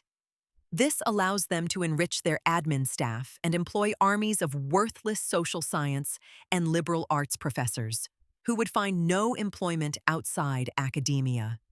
Of course, this is in exchange for a worthless degree with no hope of earning money to repay student loans. But of course, this also benefits the government as schools are ground zero for installing a feminism, socialist operating system in women's minds, which guarantees future votes for leftist parties. Corporations love unmarried women. They can double their sales as women are now working jobs too. However, the country also needs twice the housing, twice the cars, and twice of, well, everything that goes into furnishing homes as nobody lives under one roof. And doubling the labor force also puts downward pressure on wages as you have twice the number of people now vying for the same jobs. Banks are only more than happy to help corporations by lending women money at 15% APR for a car they can't afford, not to mention credit cards, home equity loans, and any other form of borrowing that goes to buy corporate stuff. Of course, these corporations are grateful in return, as these banks have made it so these women are desperately loyal to their employers as they are now debt slaves living paycheck to paycheck. And then there is the media.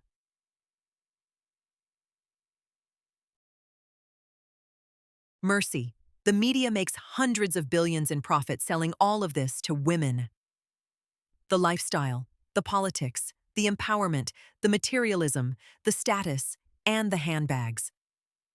Convincing women they're anything but debt-enslaved people, tax slaves, and corporate slaves as they work 60 hours a week in some soul-sucking corporate job to barely pay rent while their employer joyfully offers to freeze their dried-out eggs at 36. When you add it up, literally over $10 trillion a year, in the US alone, is at stake regarding the difference between women living a traditional life versus the modern one. And so society, through these various institutions, must convince women that traditionalism is bad and that there is a much better life for them. And when boiled down, that life philosophy is 1. You don't need men. 2. You deserve everything. 3. If you don't get it, it's men's fault. This is a lie. I can write another book about how society lies to women. The most pernicious lie is perhaps the most luxurious one, and that lie is that women are not responsible for anything. Historically, men have lied to women in this way to curry favor with them, to fuck them. But nothing is on the scale of what we do today. We tell women their sociology degree should earn just as much as a man's chemical engineering degree. We tell them their children have mental issues because of ADHD, not their neglect. We even tell women that big is beautiful. Society lies to women in every capacity and regard, so they have the luxury of not feeling bad or guilty and having no responsibility for their bad decisions. Just as long as you buy our shit or give us your vote. Unfortunately, sparing women's feelings for whatever ulterior motive doesn't change reality. And when their lives do not live up to the hype society promised, they, rightly, get pissed. They were supposed to make as much as men. They were supposed to be in positions of power. They were supposed to have a Democrat-voting Jason Momoa-looking husband who ate organic and rubbed their feet. They were not supposed to be a 38-year-old debt-ridden spinster with $250,000 in student loans, making $18 an hour at her assistant social worker gig while seriously contemplating her landlord's offer of a blowjob instead of rent. Instead, she was promised she'd have it all. Unfortunately, because there are only two sexes, there is only one group of people to blame for these women's failed lives: men. The political psychology of feminism further reinforces this. And since society and men are predisposed to have a deference to women, nobody tells them the truth.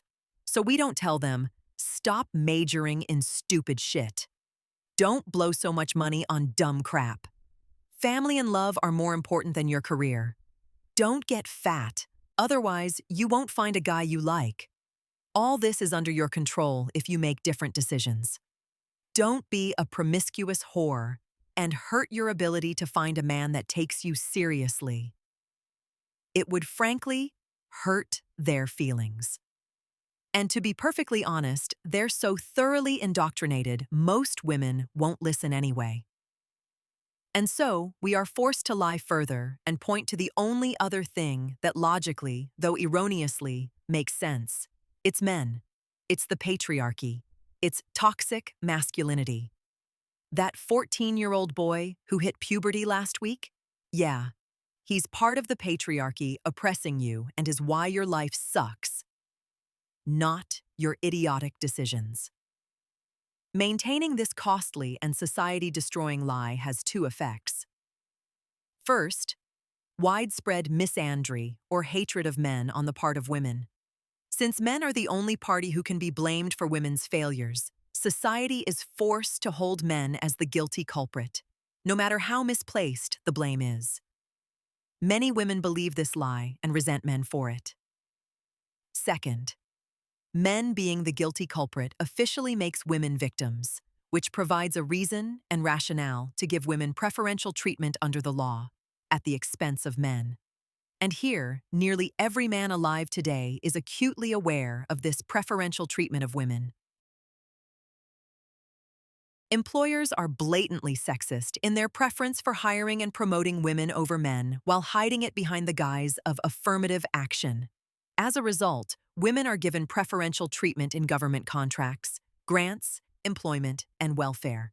Here are some stats to prove it. Laws are passed forcing companies to put a quota of women on their boards and executive staffs. There are multiple times more women-only scholarships compared to men. Family courts award custody to mothers at 5 times the rate of fathers. Alimony is awarded to women in 97% of cases. Women get lower standards in a whole host of employment or educational opportunities. Colleges and universities make it painfully clear they prefer women over men. And this says nothing of the constant, nauseous celebration of women at every crack, crevice, and opportunity in society. Media, commercials, the schools, company-sponsored women's empowerment conferences, pink ribbons, the movies, or billboards. Women are revered and celebrated ad nauseam to the point that merely being born female is somehow worthy of praise, if not worship. But what adds insult to injury is when women still can't make it with all these incredible advantages, they still somehow blame it on men or the patriarchy. So that in spite of having every possible advantage given to them in life, the reason they make less or can't afford daycare isn't the choices they made, but because all men are consciously or unconsciously sexist and oppressing women, which is truly insulting and offensive to men everywhere. When accustomed to privilege, equality feels like oppression. Admittedly, all the above is a lengthy, though necessary way to explain that women deserve less. With affirmative action, preferential treatment, both by law and tradition, and our societal worship of women, society is already giving women every possible advantage over men. Therefore, you do not give women even more preferential treatment in your personal lives. And though you're biologically predisposed to want to help women, either out of simple kindness or sexual interest, you should never give women preferential treatment at your expense. You never bail a woman out of her student loans. You never help a single mom pay her rent. You already paid the taxes on that. You never give preferential hiring treatment to a girl over a guy because you want to fuck her. And you never do a girl's homework, auto repairs, carpentry, or computer repairs uncompensated financially. If women cannot make it on their own with all the advantages society has afforded them, you can't help them. Women deserve less. This book does not call for refusing to help your fellow human if she is a woman, nor does it call for refusing to work, interact, or socialize with women in society. Instead, It is to prevent you from wasting your resources on the unreciprocated, romantic, and sexual pursuit of women to the point it ruins your life. There's a difference between helping a woman put on a spare tire and bailing her out of student loans, marrying her, and buying her a house only for her to divorce you, take half your shit, take all your kids, and get alimony for the rest of her life. But while that stark contrast may be clear, men still unconsciously blow a ton of time, money, and resources to pursue women, usually at tremendous cost to their own lives. Think about how much of your life was spent on the direct or indirect pursuit of women. You spend all those years in school and college to make more money to get the girls. All those extra hours you work to make the car payment on that fancy car you bought, not for transportation, but to get the girls. All the night clubbing, party going, road tripping, and socializing you do, not to hang out with your friends, but ultimately to get the girls. And how many years of your life have you cumulatively wasted online swiping on profiles or trying to slide into some ethot's DM to get the girls? When you add it up, the costs will shock you. Aaron Clary's The Book of Numbers is the next book you will read immediately after this one. The reason is that he goes into painstaking detail to add up these costs for you. And though every man is different, the average American will spend about $150,000 in cash expenses, dating, and pursuing women over their lives.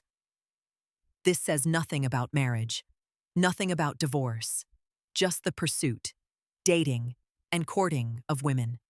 And when you calculate what you'd have at the end of your life had you invested that money in the stock market instead, the price is staggering. $6.9 million. The pursuit of women, not even getting divorced, costs the average man $6.9 million in lost investments today. And this says nothing about what you could have done with all that time had you gotten an advanced degree, worked more, built your own house, or just went away and enjoyed some free time. This makes it imperative that every modern man guard his resources. Not so much so that he has $6.9 million in old age, but so that he doesn't unconsciously squander his life pursuing women. Women are not stupid. They'll gladly take any free resources, time, money, or attention you'll give them. And given men's disparate sex drive, you'll be biologically compelled to do so. So two things must be done so every man today ensures he lives his best life and doesn't waste it. He must first identify and take inventory of the resources he has. And second, he must follow a policy or decision process before expending those resources, especially regarding women. Your resources. Every man has three precious resources: time, money, and energy. Some have more than others. Some are born into wealth. Others are born with superior mentalities or physiques. But regardless of the cards you've been dealt, these are the only resources you will be given in life. And all, not some, of your life's failures, successes, and results will derive from how you play them. And so, it is critically important you identify these assets and know when you are being asked to expend them so that you know you are investing them and not wasting them. Time. Time is all anybody has. The average man has 78 years of life on this planet, and then it's gone. It's over. And from these 78 years of life, everything else will be determined. Whether you went to school for plumbing or political science, whether you worked an extra shift or played video games, whether you went to the gym or jerked off to porn, whether you got a vasectomy or knocked up some baby mama, all of it is determined by your choices in how you spend your time. But the biggest waste of time in a man's life is women.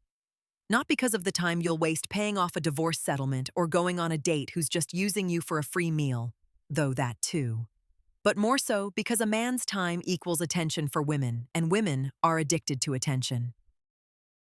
Be that wasting 90 minutes a day on dating apps, feeding the egos of women across the planet. Be that being a girl's emotional tampon as she friend zones you and complains about her abusive boyfriend. Or is she just whining on the phone or texting when she has no intention of sleeping with you or dating you? Women have an insatiable desire for attention and will gladly dangle the prospect of sex in front of your face so they can suck away as much of your time as possible. Young men are particularly susceptible to this, in part because you're horny and blind to whether or not a girl is just using you for attention, in part because the internet provides different avenues in which women can suck away your time, but more so because you're young and think you have all the time in the world. You don't. Your youth is the most critical time to invest in your long-term success, because wise investments of your time today will be the #1 determining factor of your success in the future. And the sooner you aim your life at a higher trajectory, the longer your life will have to sail upwards. You may think texting that girl for 5 hours a week is not wasting time.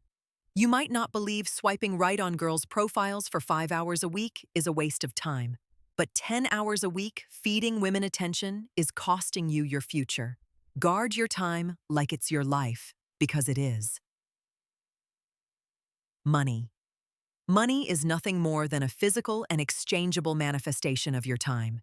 You give up a part of your life in the form of labor, and your employer gives you money in exchange. That money then allows you to convert your time into a tool to buy the goods and services you need to survive. It also provides the investment money you need to fund your retirement. Since money is your very life and a necessary survival tool, it's no joke. It's the most important thing on the planet.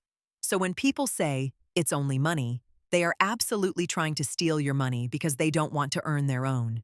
But it's even more nefarious than that. Because when people ask you to give them your money for nothing in return, they mean, I want you to be my slave for part of your life. This puts the sexes in an interesting and contentious quandary. Because despite officially being strong and independent, women still ask or expect men to pay for things. This could be something as simple as a date, something as direct as her webcam site, something as insulting as her student loans, or something as ridiculous as helping her pay rent. Some of it is an obvious and malicious attempt to enslave you for her financial gain. But a lot of it could be a traditional woman who wants to be treated as such, and many men might be happy to oblige romantically. Here, men must decide on a case-by-case basis whether a woman is worth their money. In general, men should only be going on dinner dates once she proves herself worthwhile after some coffee or cocktail dates. Under no circumstances should a man pay for a woman's debt, whether that be credit cards or student loans. Under no circumstances should a man help with a woman's rent or car payment. And you absolutely never donate money to an e-thought for any reason. But if there's a nice girl you've met for coffee before and she is sincere, paying for dinner and a movie isn't bad. The real issue is not so much who pays for the date, but your spending habits. Specifically, are you pissing away money to attract women? A fancy dinner will cost you $100, but a $50,000 car loan at 17% to impress girls will cost you $1,000 a month for 7 years. Buying a girl a drink might set you back $10.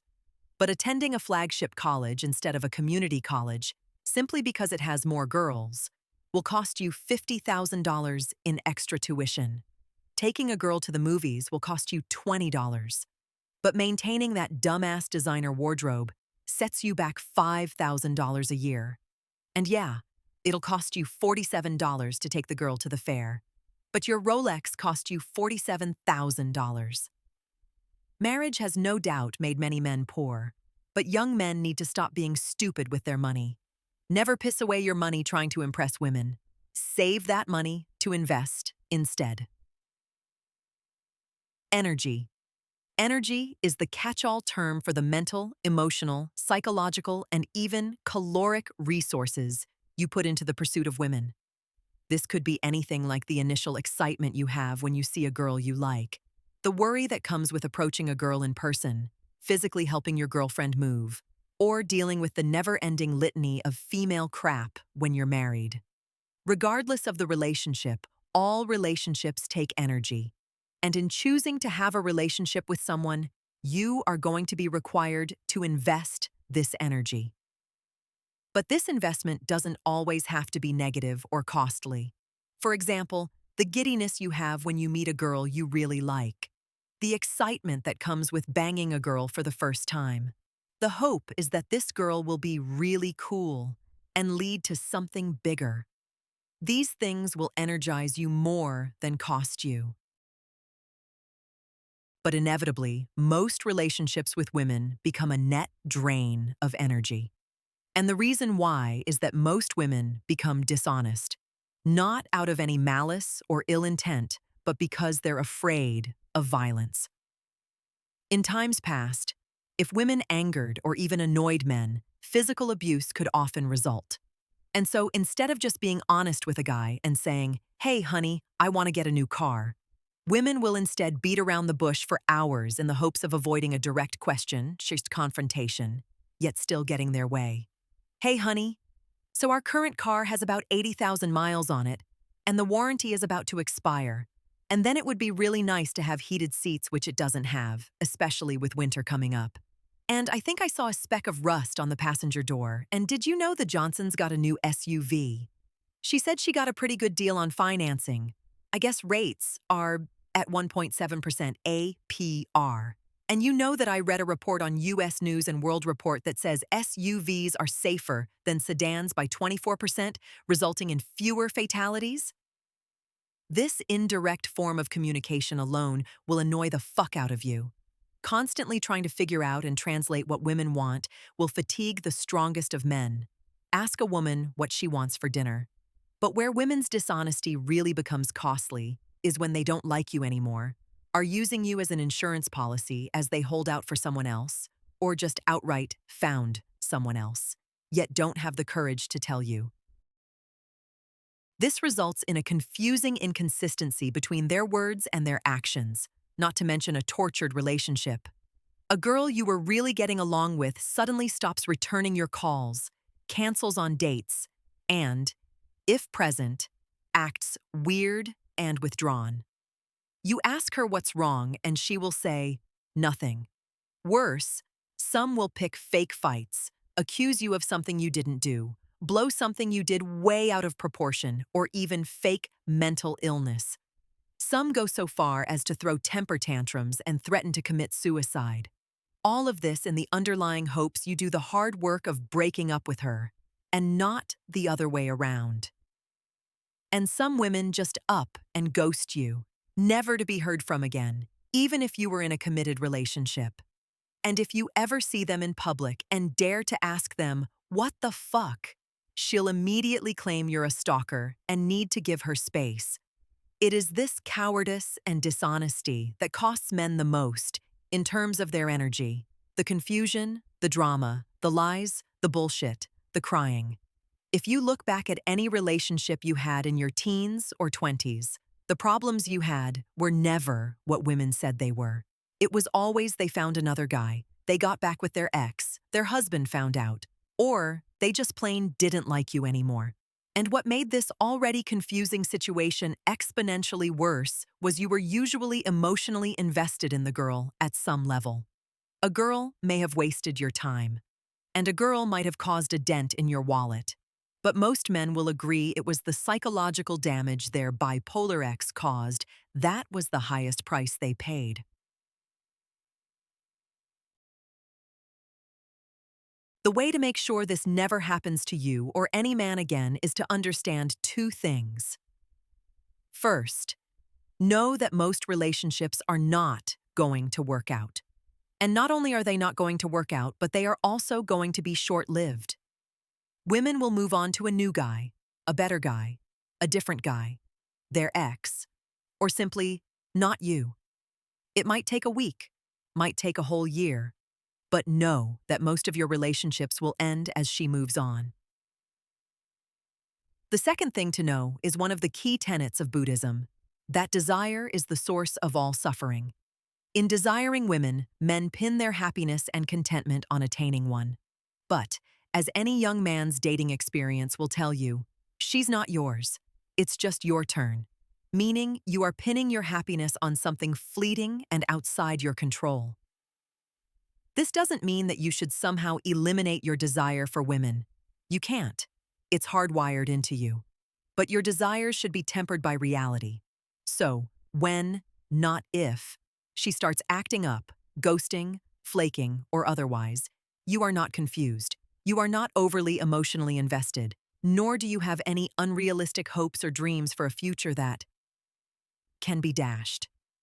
You calmly and stoically accept she has moved on and ended the relationship, with minimal psychological energy wasted over an outcome you didn't control, simply because you never invested that much energy in the first place. A woman needs to prove herself to you before you care. Only invest your energy once she does so. Policies. In an effort to protect your resources and consequently your life, it is good to have a couple of rules or policies to follow. Not necessarily because having discipline is a virtue, but having rules helps you make good decisions when your thoughts or emotions are compromised to the point you're about to make some really bad ones. And it's safe to say most of the men's really bad decisions revolve around girls. We could come up with a limitless number of do's and don'ts rules. Don't marry, don't date single moms, never pay for a girl's student loans, etc. But it's better to follow an overall philosophy that addresses every situation you'll run into as opposed to one-off instances. And the best way to do this is to approach women from a cost-benefit analysis, where you lay out all the information you have in front of you so you can make a reasoned, rational, and above all else, unemotional decision. And what you'll find is being this disciplined will not cost you much in terms of success, but it will definitely save you a ton of resources when it comes to losses. There are 5 rules or questions you should answer before you commit any resources towards your pursuit of a woman. Who is the beneficiary? What are my costs? What are my opportunity costs? What is the realistic chance of a return on my investment? When I consider all the above, is this worth it? In asking, who is the beneficiary, you are trying to figure out who is really going to benefit from your investment. Be honest with yourself. While your intention to get with a girl is obviously for your own benefit, 9 out of 10 times, it will be the girl who benefits at your expense, or perhaps nobody benefits at all, but it still comes at your expense. A perfect example is one every young man faces today: rent. Rent is stupidly expensive, but to get laid, there is a huge push for men to rent their own place so they're not living at home. But think about that. You're going to spend $2,000 a month just to prepare for the chance you bring a girl home one night? And not just $2,000 a month, but $2,000 a month for years and years on end? In the end, you will blow $240,000 in 10 years on rent, which is enough to finance a retirement. This isn't to say men should be living at home until they're 30. There are other reasons to move out on your own. But especially when you're younger and just starting out, wait to sign a 12-month lease at $2,000 a month. Rent a hotel room on the rare occasion you get laid. The only person benefiting otherwise is the landlord. The next question you need to ask is, what are my costs? And not just in terms of money, but also in terms of time and energy. Here, you will rarely find something that costs you just money. Say you decide to buy a girl some flowers. There is the explicit cash expense, but there is also the time you had to work up the money to pay for them, not to mention the 30 minutes it took you to go to the florist and buy them. Or say you help a girl with her homework. It may not cost you money, but it definitely costs you hours of your time. Or perhaps you're on a date. There are the explicit cash costs, the 3 hours of your life you're never getting back. But there's also the mental energy you must expend tolerating her dull and stupid conversation about her going nowhere nonprofit career. What's shocking when you add up all these small things is just how much women cost you in terms of time, money, and energy. Everything from doing favors for women, going on dates, buying them things, or just enduring a dumb woman's painful conversation is a death by 1,000 cuts price you'll pay that is on par with a man paying for a divorce settlement. Always be acutely aware of what you are paying in terms of time, money, and energy, no matter how small the transaction is. Then there are opportunity costs. Specifically, what could I have done with my time, money, energy, otherwise? And this is the true cost to men. There is the $6.9 million figure from Aaron Clary's The Book of Numbers that estimates the total opportunity cost men pay for their pursuit of women. But when it comes to individual instances of choosing to spend resources on a girl, you must calculate what you could do with your resources otherwise, individually. A girl wants you to come to her birthday party at a nightclub? Fuck that. That's 4 hours of your time, $20 in cover charges, $40 in gifts, $20 in drinks, $10 in parking, and 3 hours of mental pain tolerating loud music, all to watch her soak up attention and not fuck you at the end of the night anyway. What could you have done instead with those 4 hours and $90? You could have worked and made another $100. You could have chilled at home or with your buddies. You could have studied and improved your skills, which boosts your wage. You could have repaired your car. You could have just taken that money and treated yourself to an exquisite meal you would have never afforded otherwise. The real point here is just how much men drastically underestimate themselves and what they can achieve in life. Take a look outside and look at everything that has been built, invented, created, and manufactured. That was created by men. This doesn't mean you are the next Andrew Carnegie or the next Bill Gates, but it does mean you could be a senior software engineer or a CPA or a man who has his house paid off. But all that assumes you're smart enough to invest in yourself instead of frivolously chasing some thought at a nightclub. The next question is an unemotional one. What is the realistic chance of a return on your investment? Or, more specifically, does this girl really like you? Here, you need to be completely honest with yourself and not ask what you'd like, but ask what is. The truth is, most men are somehow negotiating, cajoling, convincing, or otherwise tooth-pulling a girl to like him. It is arduous, frustrating, vexing, and an all-around pain in the ass. And the reason why is that deep down inside, most girls aren't into most guys. This results in several common situations that nearly every man is familiar with. Examples are the disinterested girl who sits there on dates and expects you to do all the entertaining and talking. The girl you're texting who occasionally responds to texts, but lackadaisically so. The girl who agrees to go on a date with you, only to flake at the last minute. Or the girl you finally get back to your place, only for her to sheepishly say she doesn't want to have sex, but it's okay if you cuddle. Here it pays to follow the axiom of Rollo Tomassi. Desire cannot be negotiated. Rollo Tomassi, the rational male. A girl either likes you or doesn't. And it is critically important you accurately ascertain that about every woman you're interested in. Because if you don't, the eternal hope and optimism that is your male sex drive will assume she does, forcing you to piss away an incredible amount of time, money, and energy on a girl who doesn't. Be honest with yourself. Critically and honestly, ask yourself, does this girl really like me? And if she doesn't, do not try to convince her otherwise.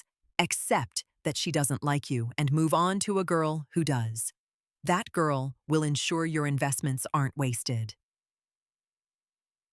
The final question you need to ask yourself is this all worth it? When you assemble the unemotional facts and lay them out empirically before you, is what you're paying and giving up worth what you are likely to get?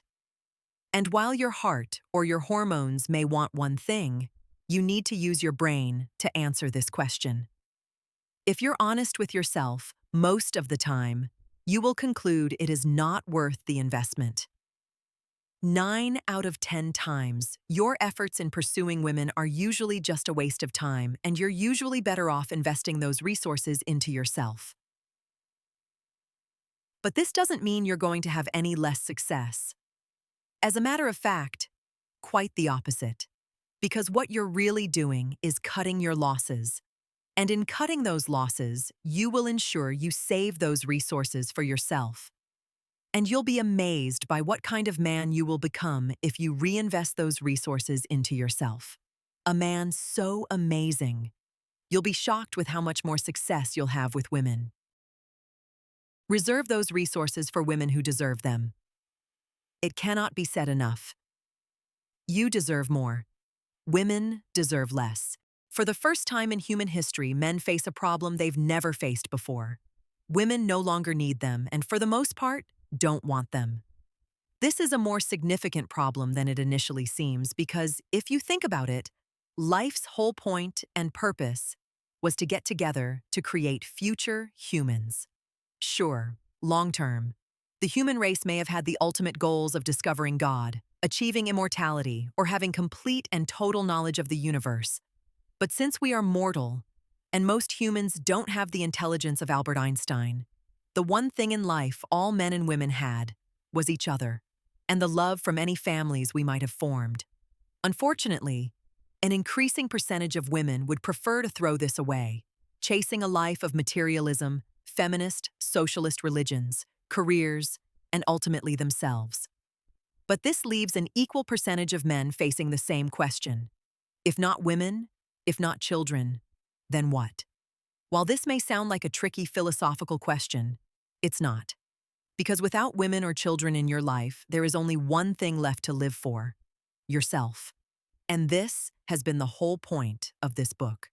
Since modern women don't care to reciprocate the interest and investment men have in them, then women deserve less of your time, money, and energy.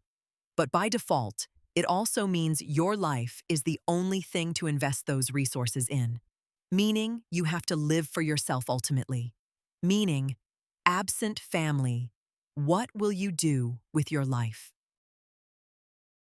This is the most challenging question facing every man alive today. Men have never been in this situation before, as most men's lives were sacrificial and dedicated towards their wives and children. So for the first time in history, men have to myopically and selfishly live for themselves. But while women have made the answer pretty clear to what do you live for, the answer is yourself. The much harder question is, absent family, how do I live for myself? What do I do in life to give it purpose, meaning, and value? What should I do with my life if I live for myself? That is the essential question facing every man today, and the one you need to answer before continuing down whatever path you're on. Chase a check. Never chase a bitch. Future. While nobody can tell you how to live your individual life, there is one rule to follow. Make it count. Do not squander it. Take your life to its absolute limit to accomplish the maximum before it's over. But this is asking a lot of modern-day men, most of whom have been completely demoralized. They've had an essential thing in life taken away from them. They're blamed for all of society's problems. Employers and society actively discriminate against them.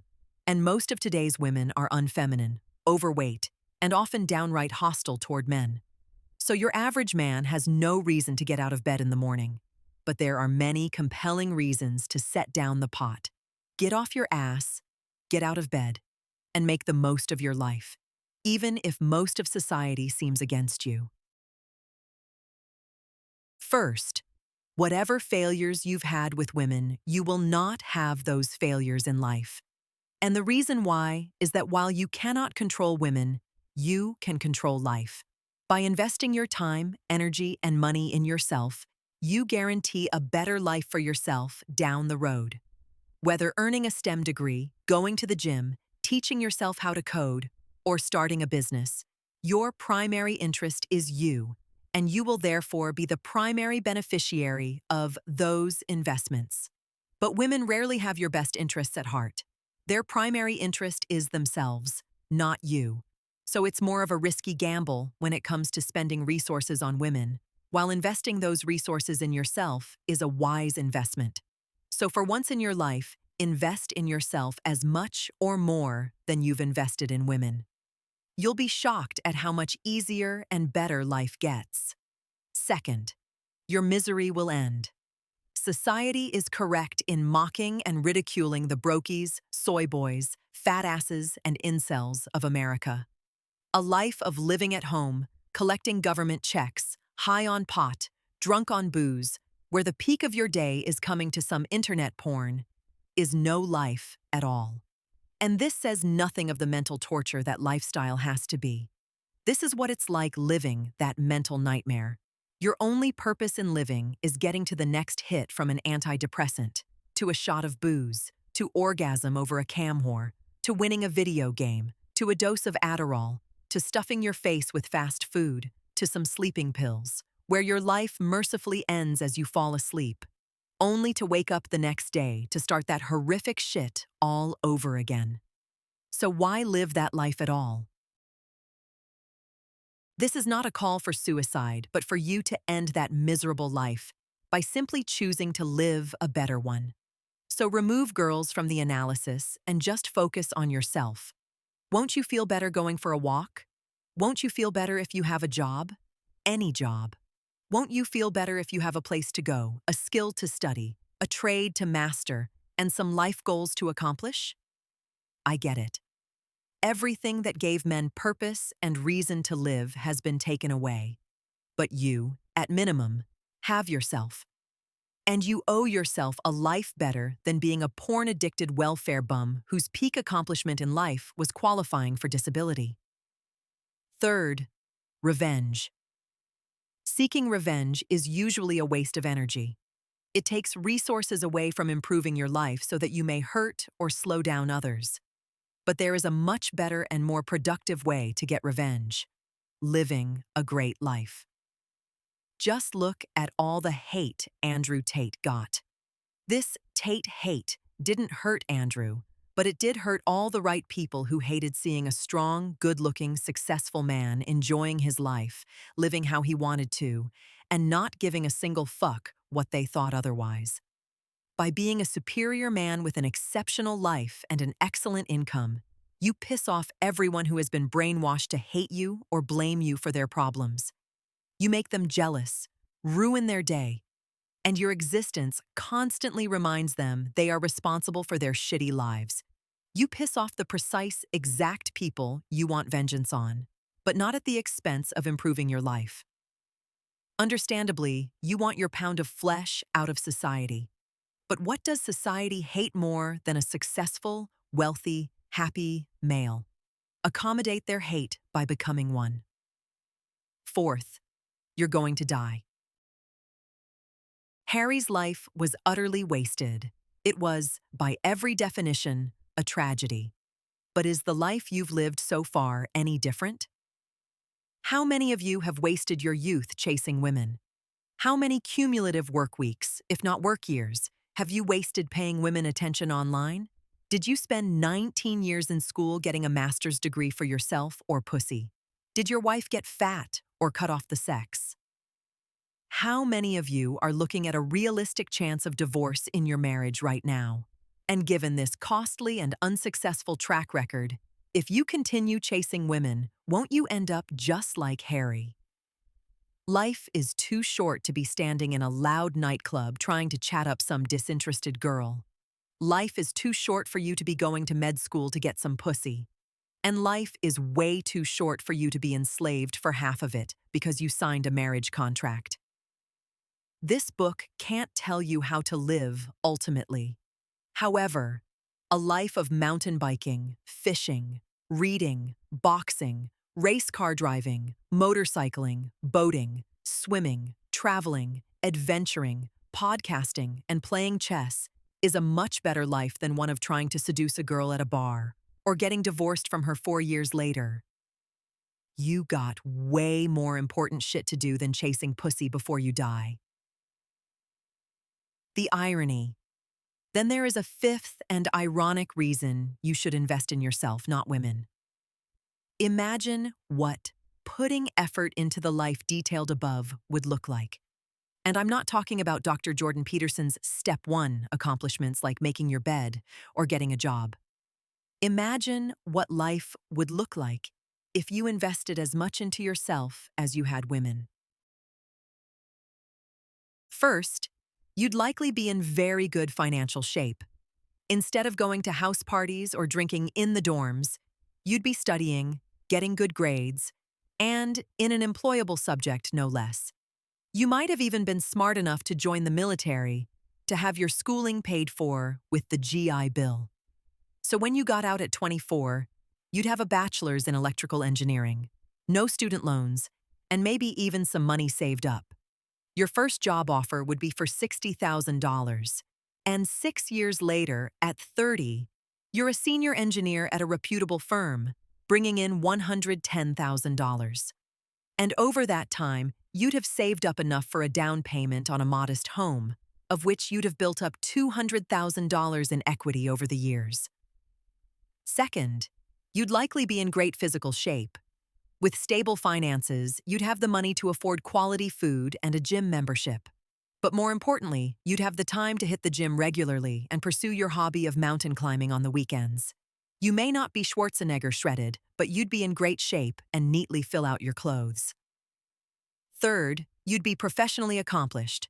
Your degree is no joke. Your job would be very important, and you'd probably belong to some professional organization. People would ask what you do, and you'd say, "I'm a senior electrical engineer at the XYZ Corporation," which would command respect and raise some eyebrows. And your membership in the Electrical Engineers Association, where you do the books for the local chapter, would add further gravitas to your reputation. People won't be asking for your resume at parties, but they will talk about you in social circles, further enhancing your reputation. And finally, you'd have some life accomplishments under your belt. You're now a captain in the National Guard as you stuck around the military after your degree. Unlike all your Zoomer peers still living at home, you're a homeowner and not begging for a student loan bailout. You climbed several mountains and can tell harrowing stories about mountain hiking adventures. And you just recently qualified for the Chessmaster Regionals, which will be held in Omaha, Nebraska, a place you're looking forward to visiting. Now, if you reread the above, you will realize that you didn't spend a single nanosecond chasing a girl. But when you take all those accomplishments, put them into one man, and present that man to a woman, that is the guy she is going to want to date. That is the man women want. Women do not want the 24-year-old drunk guy at a party who secretly lives at home as he tries to pay off his student loans from his business administration degree. They do not want the skinny, fat soy boy who avoids the gym like the plague and compensates by agreeing with all women's Marxist and feminist talking points. They don't want the Adderall-addicted millennial who did nothing to improve his life while desperately searching for a girl to give his worthless life meaning and purpose. They are looking for a man who lives for himself, has his meaning and purpose, and never invests a second of his time chasing girls that he could have invested in himself. This is the ironic silver bullet of the red pill. In choosing to pursue your interests over women, you will dramatically increase your chances of success with women. While those who put women at the center of their lives never make the investments in themselves that are necessary to become the man women want. And so when it comes to answering the most important question facing men today, what do I do in life? There is no question. All men must choose to pursue their own lives, as it not only ensures you do not squander it, but it also has the side effect of being the single most effective thing you can do to attract women. And that is the lesson to learn from all of this. Always chase a check, never chase a bitch. Once again, women deserve less. Women's Tinder swindler delusion. Though how to live life is a foregone conclusion, your expectations of success with women must be tempered by their delusion, even if you become an accomplished man. Because while you can and should become the best version of yourself, that does not guarantee success with women. It merely increases it. And here, we can take a lesson from the Tinder swindler. The Tinder swindler was a con man who conned several women for an estimated $10 million. He did this by posing as the billionaire heir to a diamond company and living the corresponding lifestyle. Naturally, this attracted many women, some of whom he convinced to lend him large sums of money as he would be held hostage or attacked by nefarious enemies who were attempting to hold him for ransom. His act was so convincing, and women so desperate to believe they found their very own billionaire diamond heir prince, they would empty their bank accounts, only for him to ghost them. But the real lesson to learn from the Tinder swindler is not how this man conned women, but the truly average women he conned. These were not voluptuous, gorgeous, early 20-something models at the peak of their physical beauty. These were post-prime women in their early 30s who, though not ugly, were nowhere near billionaire diamond conglomerate heir prince worthy. Solid 6s and 7s, but not 9s or 10s. This tells you just how delusional modern women are regarding their expectations of men. The women the Tinder swindler swindled were attractive, but still common. 1 in 5 women in the population were as pretty or prettier than them. But it was when a billionaire diamond heir offered them a flight on his private jet that they were willing to settle, a literal top 1% man. And you could tell they were holding out for Mr. Perfect in their early 30s, well past their prime. This is something you need to remember when you become an electrical engineer homeowner who's a captain in the National Guard, hikes mountains in his free time, and is the chess champion of Lancaster County. You easily beat out all the liberal arts majoring incels who live at home and can't find a job because they suffer from social anxiety disorder. But you can't beat out the guy society, and Disney has convinced every American woman they're entitled to. Most women won't settle for anything less than their government-promised Disney prince. Invoking Rollo Tomasi's quote, once again, women hate beta males so much they will borrow $100K and spend 4 to 8 years in college to get a degree they'll never use to qualify for a soul-crushing career in corporate America to avoid marrying one. It's sad, but most women would rather remain single if they can't have their Disney prince. But as a thought experiment, let's say you theoretically became this fairyland prince. You became an authentic billionaire diamond mogul. When you enter this league of men, something fascinating happens. The laws of dating change. The laws of dating pretty much get flipped on their head, because you are no longer a Ward Cleaver 8 trying to convince Susie 7 to reschedule the date she flaked on last week. You're the male stripper fucking the bride-to-be at her bachelorette party. You're not the reliable CPA negotiating with a girl to have dinner with you. You're the surgeon millionaire playboy who takes the girl he met at the gym home and fucks her that afternoon. And you aren't the stable plumber who maintains a good house, but you're the drug dealer who gets girls into all the parties while they blow you under the table. The script flips. Women do all the work. They do all the chasing. They incur all the costs. At the same time, all you have to do is put in the extra work to become a top 5% man. This presents men with the real choice when it comes to women. Do you want to put in that extra effort to become a top 5% man? Are you willing to work to become a literal 10 on a 1 to 10 scale? Because while it's already a given you're going to become the best Ward Cleaver 8 you possibly can be, that won't achieve the critical mass needed to flip the script and have women do all the work. So the specific calculation men need to do is measure the following. Is the extra work I must put into improving myself from an 8 to a 10 less than the work I'd spend chasing women as an 8? Is it worth getting shredded at the gyms so I don't have to spend 6 years earning a master's degree? Is it worth busting my ass off 80 hours a week so I don't have to deal with flaky bitches wasting my time? The answer to this will depend on each man. If you want women in your life and you can't see yourself living without them, you are compelled to become the next Justin Waller. On the other hand, if you're 27, have dated your fair share of women and are tired of all that shit, then maybe you'll ditch the high-paid corporate career and backpack around the world. Or perhaps you're a Ward Cleaver 8 who wants to settle down and have some kids and is okay hooking up with a 5, so she dotes on your every word, giving you the least amount of grief. It's your life, and consequently, your choice. But since every man is hardwired to want women, know that unless you put in the effort to become a top 5% man and flip the script, you will always pay the price when it comes to women. You will always be negotiating. You will always be chasing. You will always be pulling teeth. And it will always be a pain in the ass. So if you want women in your life, ensure you become the man they chase. Life is just too damn short otherwise. Briffault's law states, the female, not the male, determines all the conditions of the animal family. And while it is usually cited to explain that women determine if sex occurs, it can apply to other aspects of relationships. For example, happiness. Take the time to sit down and count the number of truly happy couples you know. You'll be able to count them on one hand.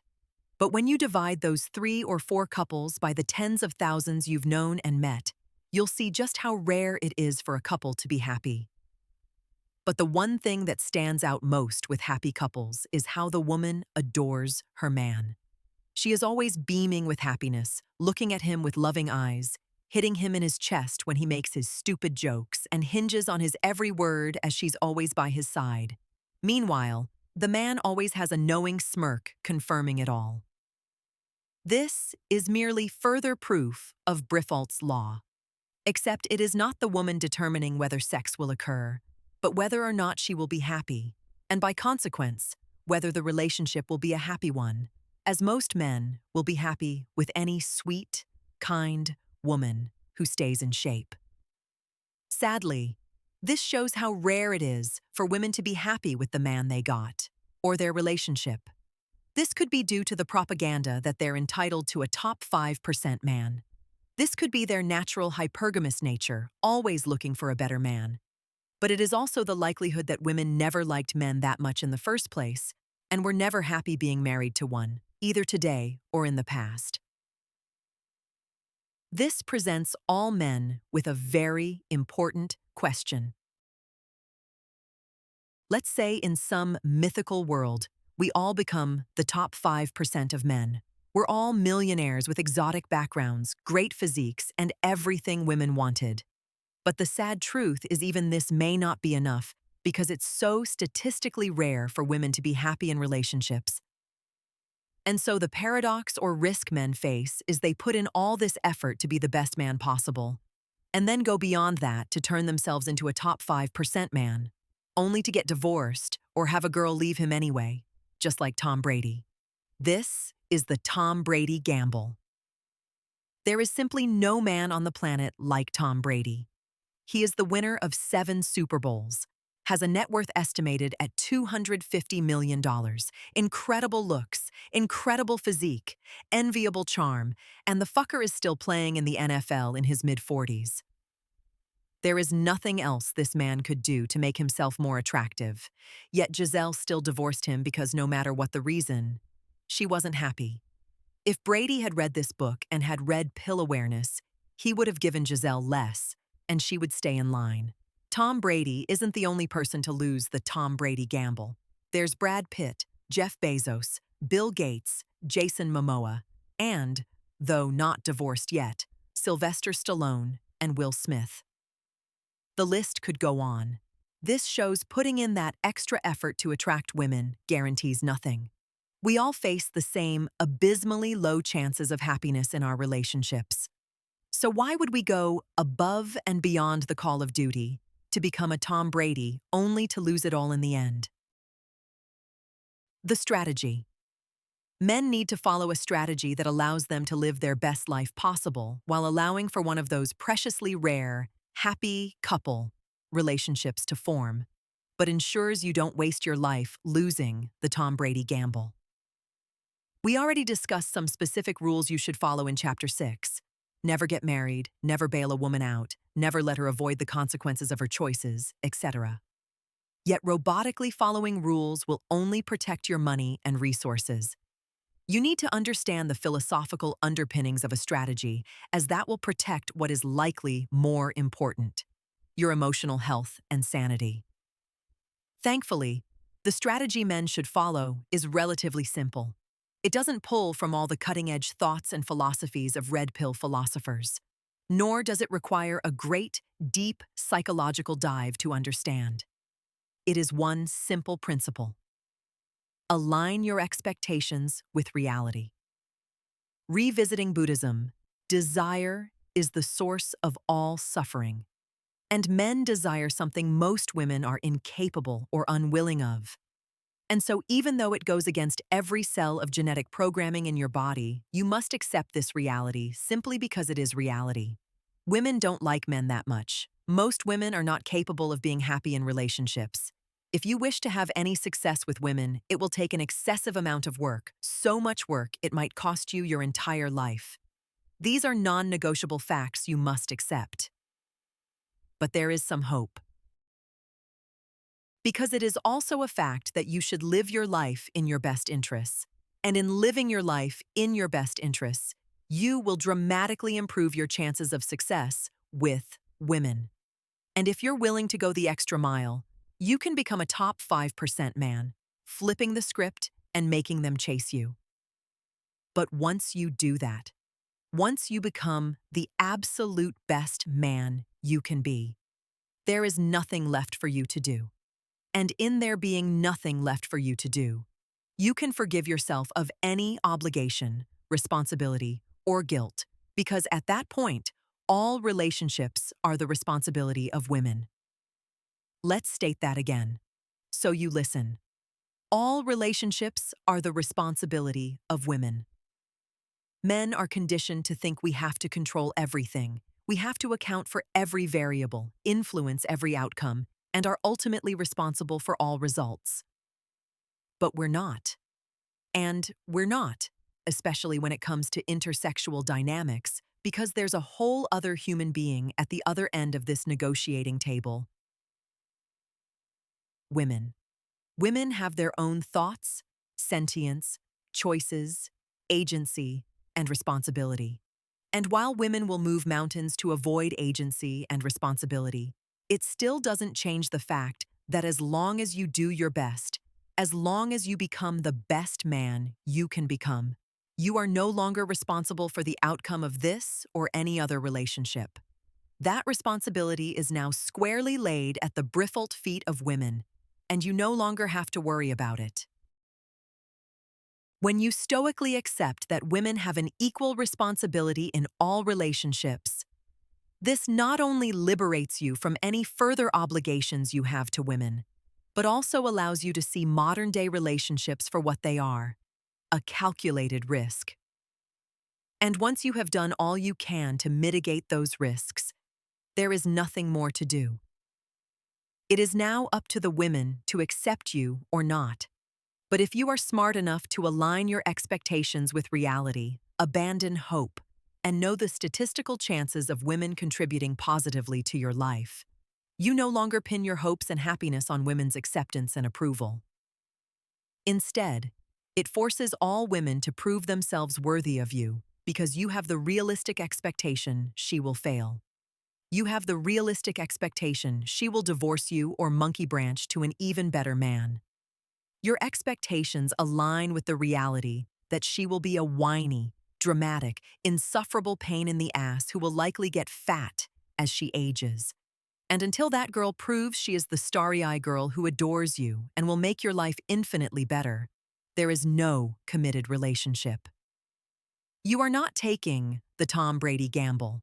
Maybe have some sex, maybe go on some dates, but you make no emotional investments in the girl. It is just your turn until she proves otherwise. Men are always the gatekeepers of commitment. This strategy of living your best life while forcing women to prove themselves to you will give you the best chances of success with the least amount of risk. But the key to following this strategy is to align your expectations with what women are capable and incapable of. And once you stoically accept what you do and do not control, you will eliminate any unrealistic expectations, allowing for a more productive, peaceful, and enjoyable life. Your life should be very much like a weather forecast you cannot control, but make the best out of. Excellence, with a chance of tail. And that's about the best one can hope for in life.